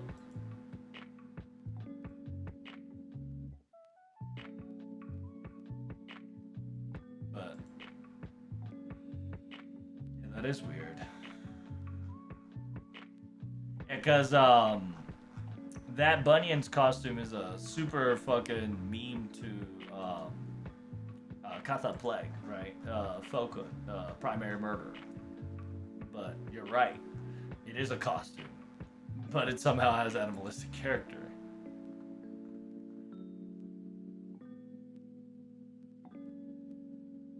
And then Skasaha, who has bunny ears. Well, then again, she does try to act like a bunny, right? She's not like, she is in her element, right? She is in technicality in her element while she's in a costume. Right, think about that. She says pyong, pyong, pyong, right? Acting like an animal could consider you as animal characteristic servant. Could. I'm not saying it probably would.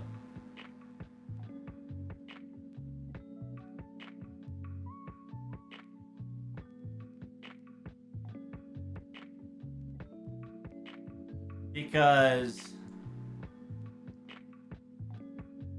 that shit, like, stuck in there. Is that a headset? Yeah, because technically, right, Lartoria Ruler's clearly not a bunny. But whenever she is in her first ascension and her third ascension, she does play a role of bunny, right? She does act like a bunny. Her noble phantasm is just bunny hopping. She's a gambling addicted animal that owns an entire kingdom that people gamble on to fill her desire. She has a fucking goddamn Lartoria cannon, Rongominiad in her ship. And by the way, second ascension, best ascension, fucking fight me. So you might be right.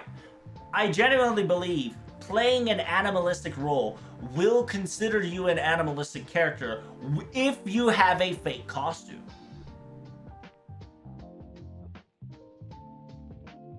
If you have a fake costume, as long as you are role-playing as an animal, that would make sense.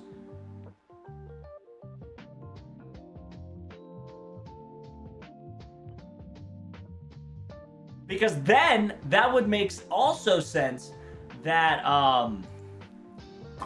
Kiyohime, right? Kiyohime not having an animalistic servant makes sense then, right? Because Kiyohime doesn't act like a fucking dragon. She doesn't act like a snake. She doesn't act like, a said animal. She acts like a human stalking creepy ass girl, right? That loves you. She's that yandere. So I think we're on to something, Avalon. Very interesting. That's a really good research paper to fucking throw in.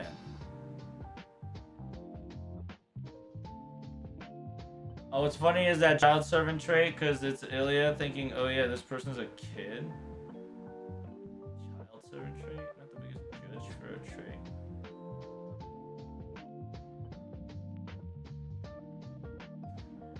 I guess. Yeah, I'm not gonna go too into child servant. Child servant's fucking dumb. It really is dictated by just Ilya, so I'm not gonna go into it.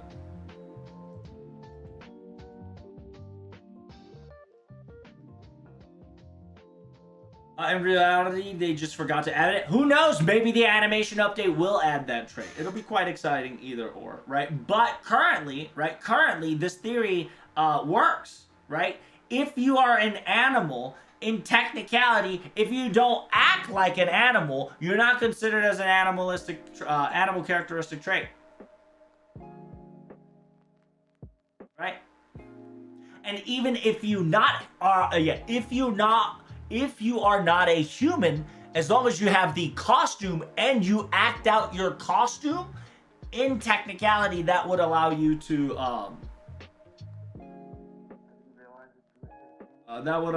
become a animalistic trait.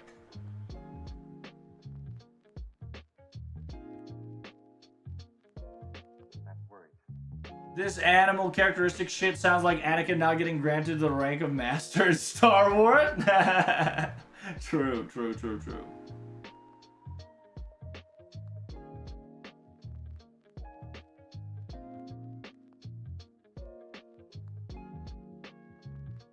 Counterpoint. Draco and Tiamat never acts like animal.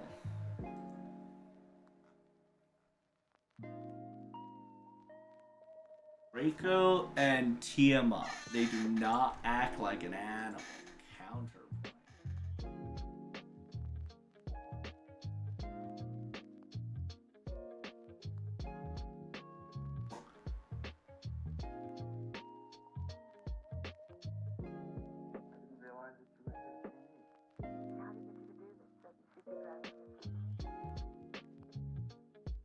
No, they, in actuality, in a weird way, she does. And simultaneously, Draco and Tiamat's horns aren't fake, right?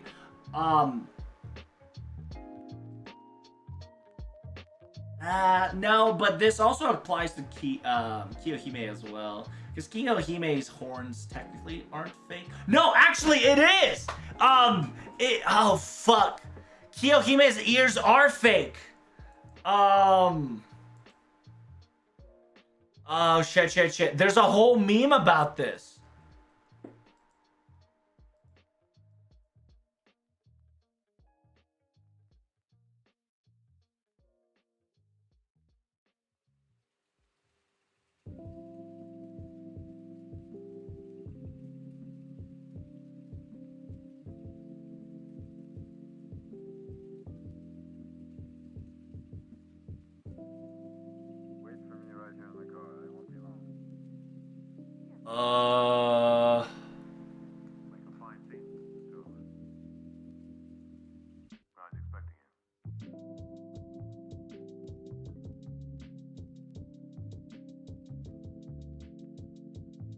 I cannot remember exactly where it is.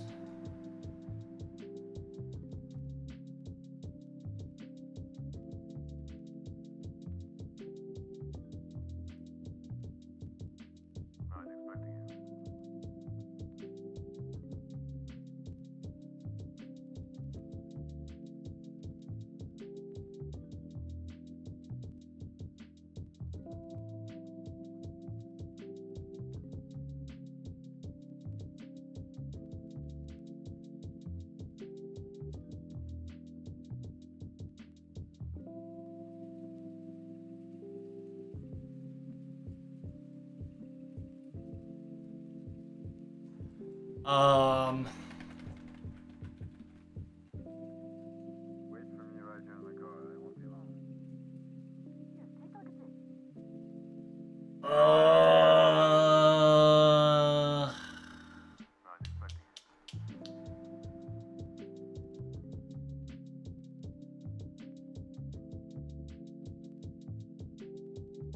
Where could it be? It's actually in understanding with FGO. I do not remember exactly where it is. There is a panel where Rio memed that Kiyohime's headset is a fucking meme. I have a small, vague remembrance of that.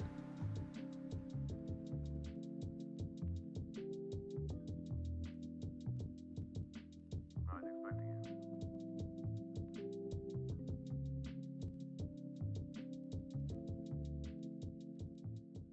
Hey, where's wow, where the hell is bro, that's fucked up. Oh, there we go.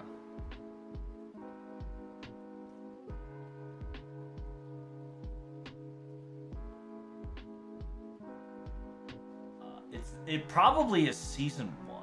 I genuinely think it's from season 1.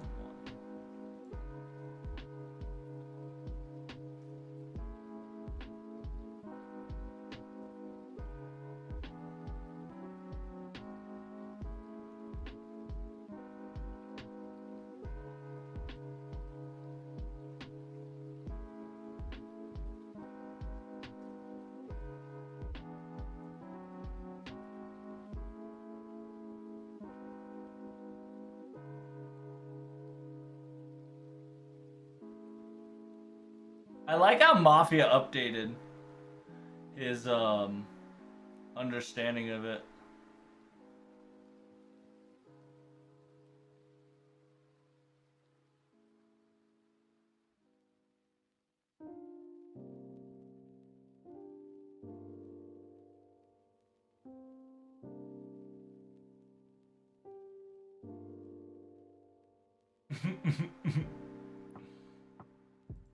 Understanding more with FGO.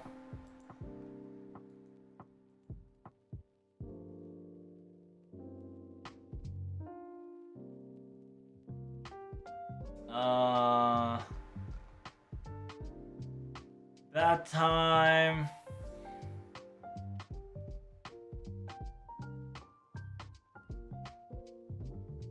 Anything that where it has Elizabeth and like multiple servants has the possibility.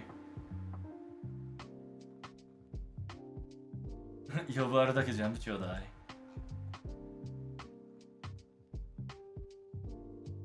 I remember Rio was like based, saying some dumb shit.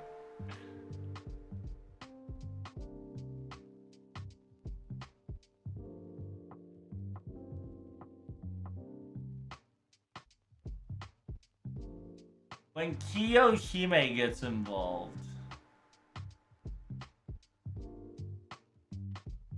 Aha! There's one right there.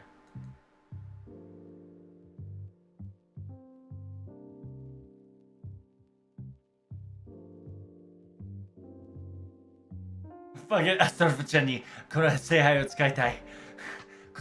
その服の下ではちきれんばかりになっている才能を丸出しにしてあげたいんだ。The fucking the manga anime one where he wants to use the Holy Grail to unleash Astolfo's PP. It's so fucking memeable. It's great. Look for Kyo chapter. That's what I'm doing right now.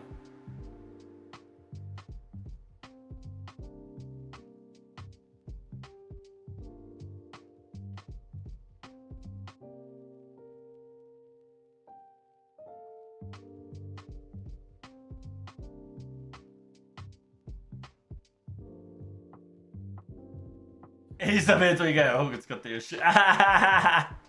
In fucking chapter 37, bro. She's already min-maxing the timer of the Noble Phantasm amount.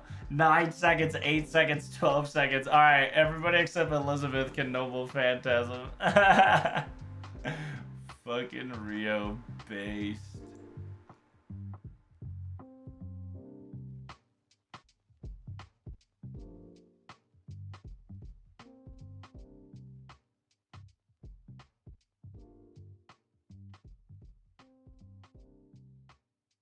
Let's see.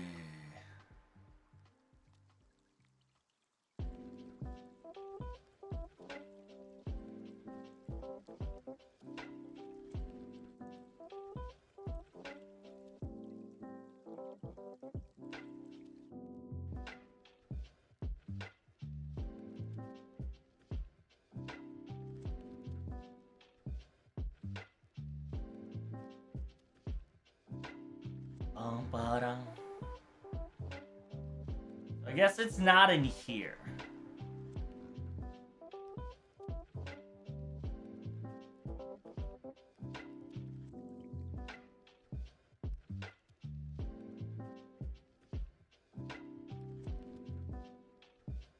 So it's not in more manga, so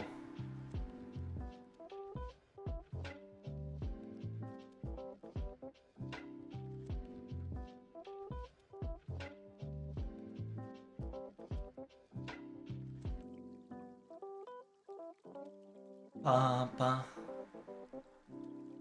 Pampa.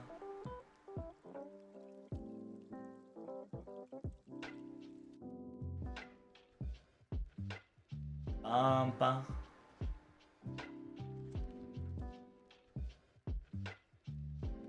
There's like a lot of Kiyohime episodes, and then there's just like no fucking Kiyohime episodes.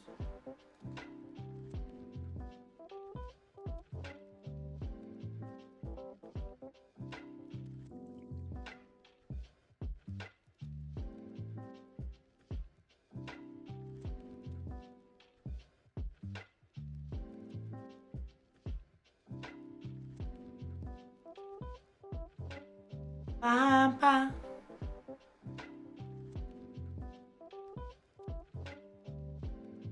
That's Kiyohime. Eh.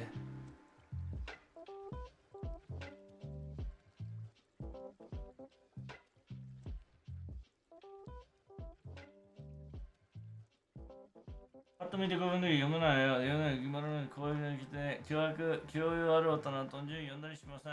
とんじゅうある。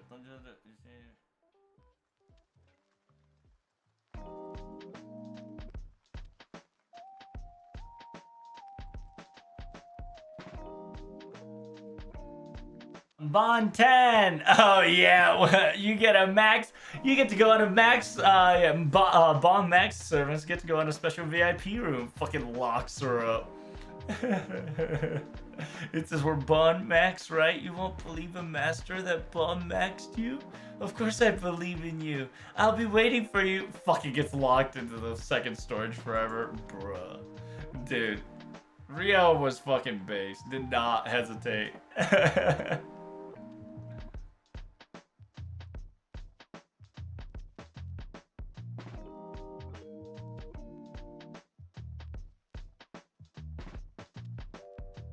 It says, oh no, you've been taken by the poison. I'll suck you out.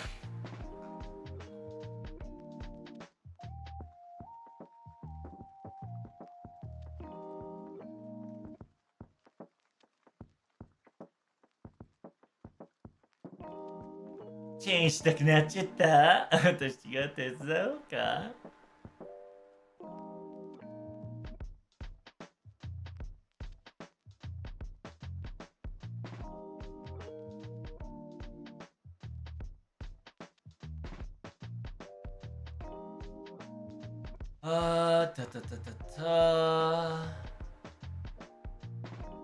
尻から尻尾は生えている。樹脂管じゃないんですかね。私は尻尾なんか生えてません。アーク族サーベントの群れだ。あら、私たち、理由なんですか？私どう見てもキツネですよ。日本じゃないけど、予想どうしてした？本当の業界じゃないから。They talked about like if they're like Eastern animals, Western animals, yada yada animals, yada yada yada. Oh yeah, this is the fucking part where Anna just says I'm into furries, especially furry boys love.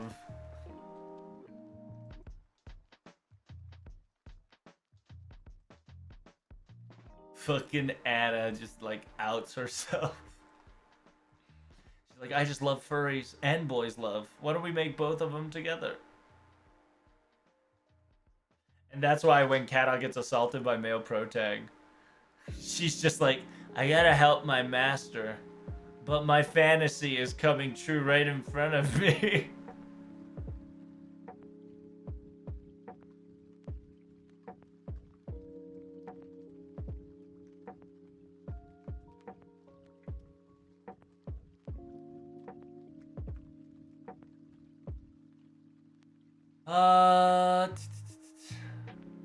I guess I was wrong. I distantly remember Kiyohime's ears is fake. Or at least the meme was it was fake.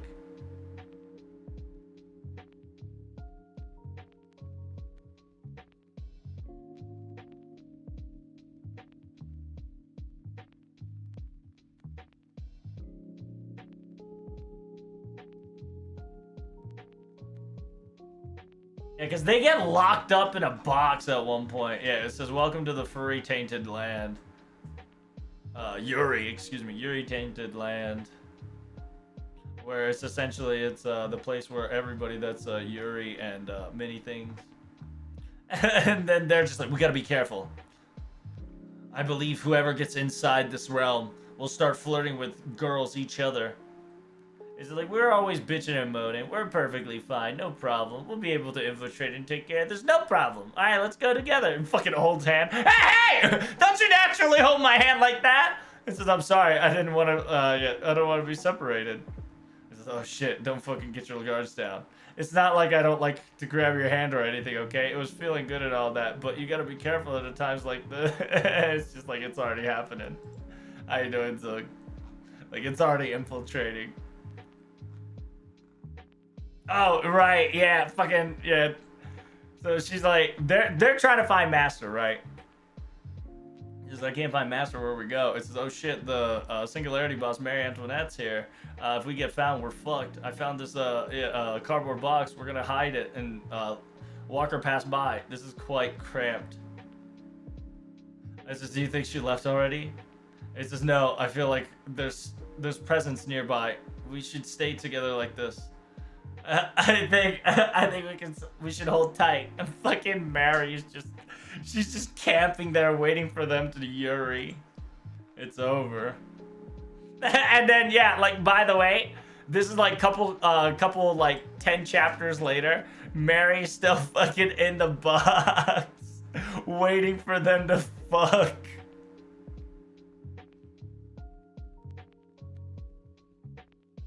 It says, what about this Children Republican Association? Is it Yuri? I was like, I don't think so. I don't think you should be going around just saying everything is Yuri.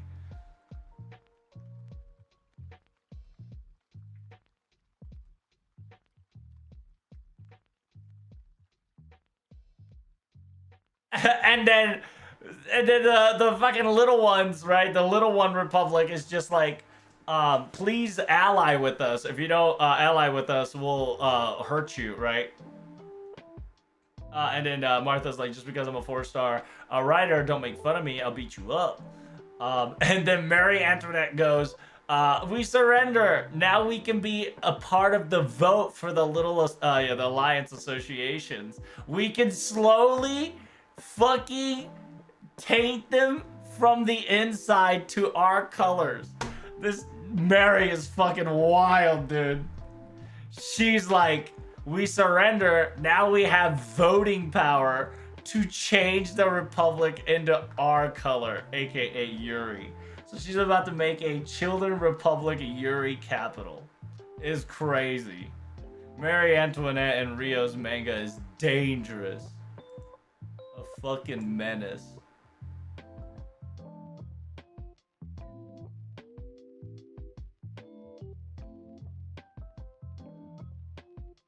A couple chapters later, it's now spring. They were just like, oh shit, we accidentally hibernated because the coming of winter. We need to find Master. It says, have you seen Master? It's like, oh yeah, I saw it. Look over there, and then fucking gets captured by the Lancer. And she's just like, hey, I finally got 2 reptiles. Oh my god, I can sell them for a high price. Fucking gets instantly enslaved after electric shock to the back. Fucking wild.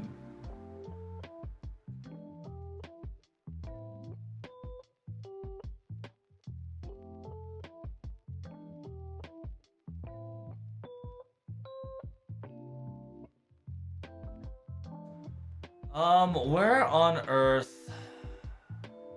I guess not, huh? Yeah, it does not seem to be the case. There was a whole meme about, like, she takes off her fucking helmet for, like, a few seconds, and she's like, look, it's just a headset forehead. But I guess I took too much time. Feels Batman, chat. Feels Batman.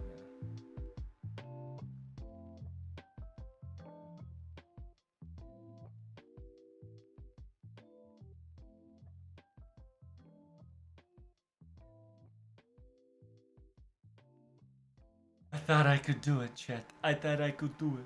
I thought I could do it, chat, and I thought I could do it.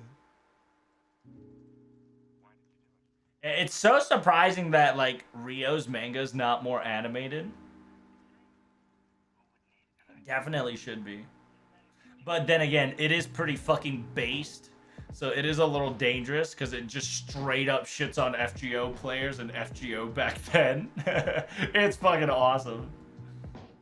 Like, in chapter 12, it talks about faster noble phantasm to clear waves.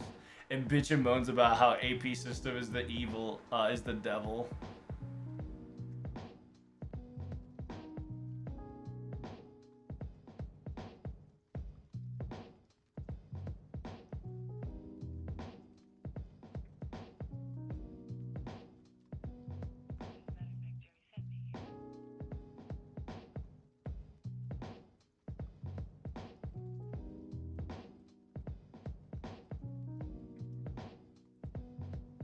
Bum, ba, bum.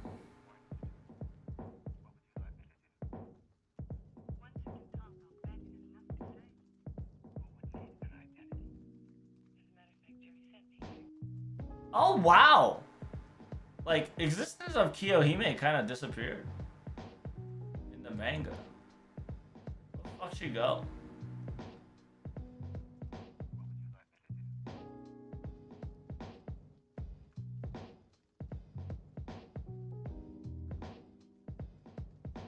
Oh. Did she die?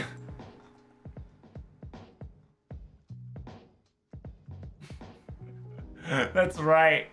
Fucking Anning gets scammed in this chapter. Essentially captures a pharaoh because she thought Pharaoh was trying to capture fake Saber, and she sips for fake Saber, and she's like, I got some money, you want to play? And says, oh my god, you want me to buy prepaid cards? How much do you want? And I can buy all the prepaid cards for you if you want.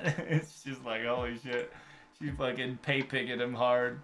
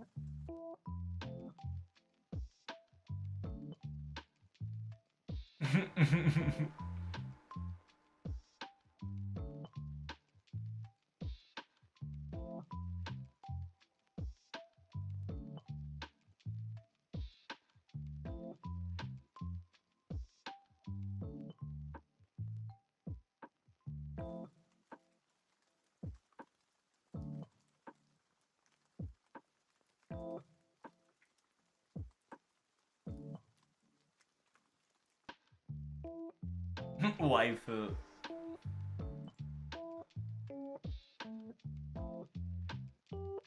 So it's just, yeah, where'd she go after chapter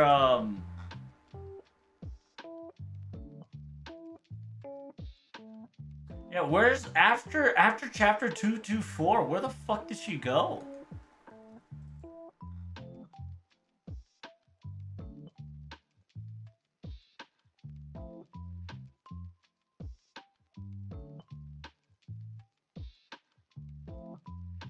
Wow. They completely deleted Kiyohime's existence after 224. She's part of Cinder Ellie now? Damn, dude, that's a yikers.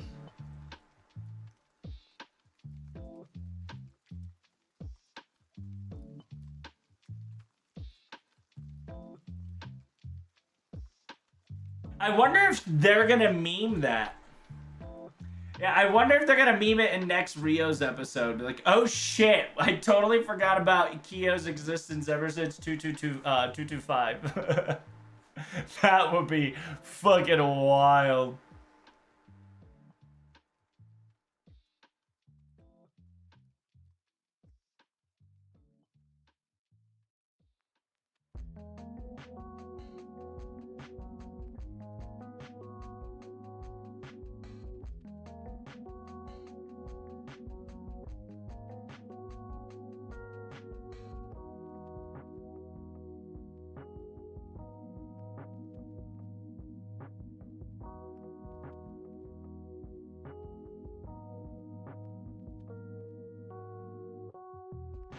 Oh, okay.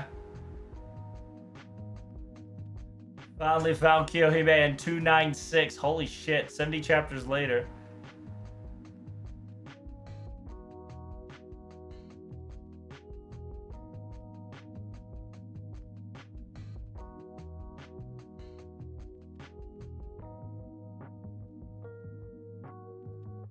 What's happening into the chapters? You don't want to know, bro. If you ain't following it every week, you don't want to know. The story about love, hope, and fucking based and chaos.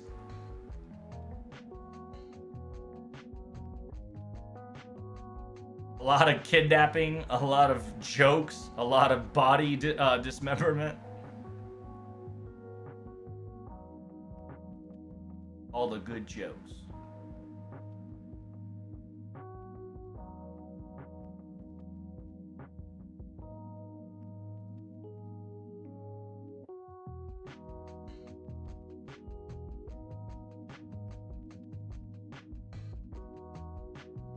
Another Kiyohime gone. I wonder if she'll come back later. なんだこれはどういうことだ ?RPG のパネルでやつはロールプレイングなどして、彼女よしき用意してる。名目ステークティブ大丈夫ですよ。もう始まっていいのかこっちどうしたらいいんだ服着ていないのかお姉さんが手踊りを教えてあげる。まだから FG を新ユーザーのために FG を分かりやすく教えるコーナーよ。So there's Kiyohime in her RPG outfit.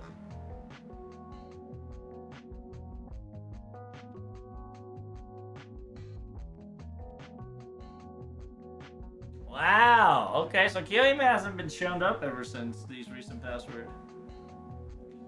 351 technically would mark the first time that Marie Antoinette came out. 351.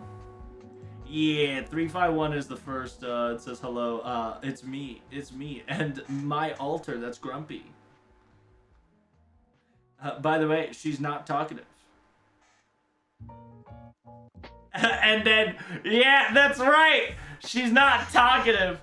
Since I haven't started Ordeal Call 2, I don't know her characteristics very well. So little by little, I'm going to improve her. Literally, Rio said, "Hey guys, I have a character I can't use because I didn't do Ordeal Call 2 because that shit's too far." She'll start talking, but until then, she's muted. However, I can, with this, I am now allowed into your secret club. Youring with your altar, right? Yeah, because Nitocris has an altar, Jondu has an altar, and now Marinette has an altar. So she's just like, hey guys, now that I have my own altar, I can join in that little secret nightclub called Youring Your Own Altar, right? while these two are like, what the fuck is she talking about? What are you talking about, girl?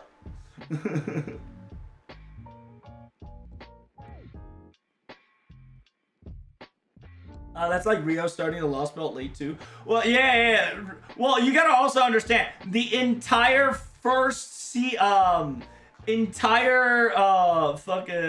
she just finished LB6. You want to know why she just finished the LB6? Because Banshee is starting to pop up in the chat. You know how far Rio is in her own Lost Belt when she is drawing the Lost Belt characters into her comics. So she just finished LB6 and she's fleshing out LB6. She also has Lou Boban right now. Yeah. Well, it's not Lou. It's just Boban just being who she is. She's perfectly fine showing her butt-ass nakedness, right? To a scumbag. But to a friend, she's just like, hey, what are you doing? If you're here, you gotta let me know. I'm still changing, idiot. This is my goodness. This is why country bumpkins have no delicacy. It's quite worrisome. And then she's like, damn. The way you treat others is erotic. Which is true, right? Like, you can clearly tell Rio played LB6 and the other event that occurs during LB6 and LB3 and whatnot, because it portrays Banshee's personality to an extent, like especially meeting a quote-unquote friend Castoria. Which, by the time, I believe this is the first time Castoria comes into the panel. Why is Castoria delivering food? Listen, she's fucking poor, okay? She needs money. And also, it's called Saber Eats, so a saber face has to deliver the food, obviously. That's a no-top moment. Yeah.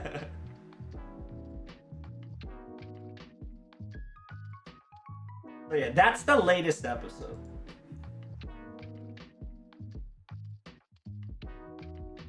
So I think this is during LB7. I think this is LB7. Because he's memeing that it's taking her 8 fucking weeks to finish this certain garbage. Which is understandable. Don't spoil it and don't talk about it.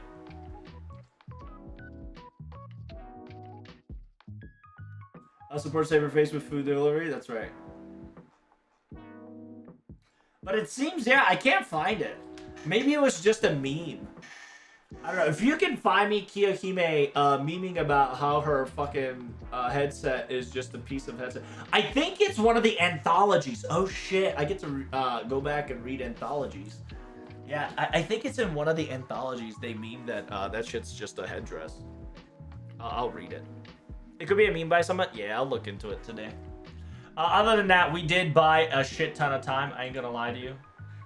Trying to find the meme has cost me so much time. So I'm gonna be skedaddle-outy right now. Hey, if you guys enjoyed the stream, make sure you hit that like button. Don't forget to subscribe. Don't forget to follow me on Twitter, YouTube, and good old Discord action. Hope you guys enjoyed the stream. And if you enjoyed the stream, hey, I'm glad you did.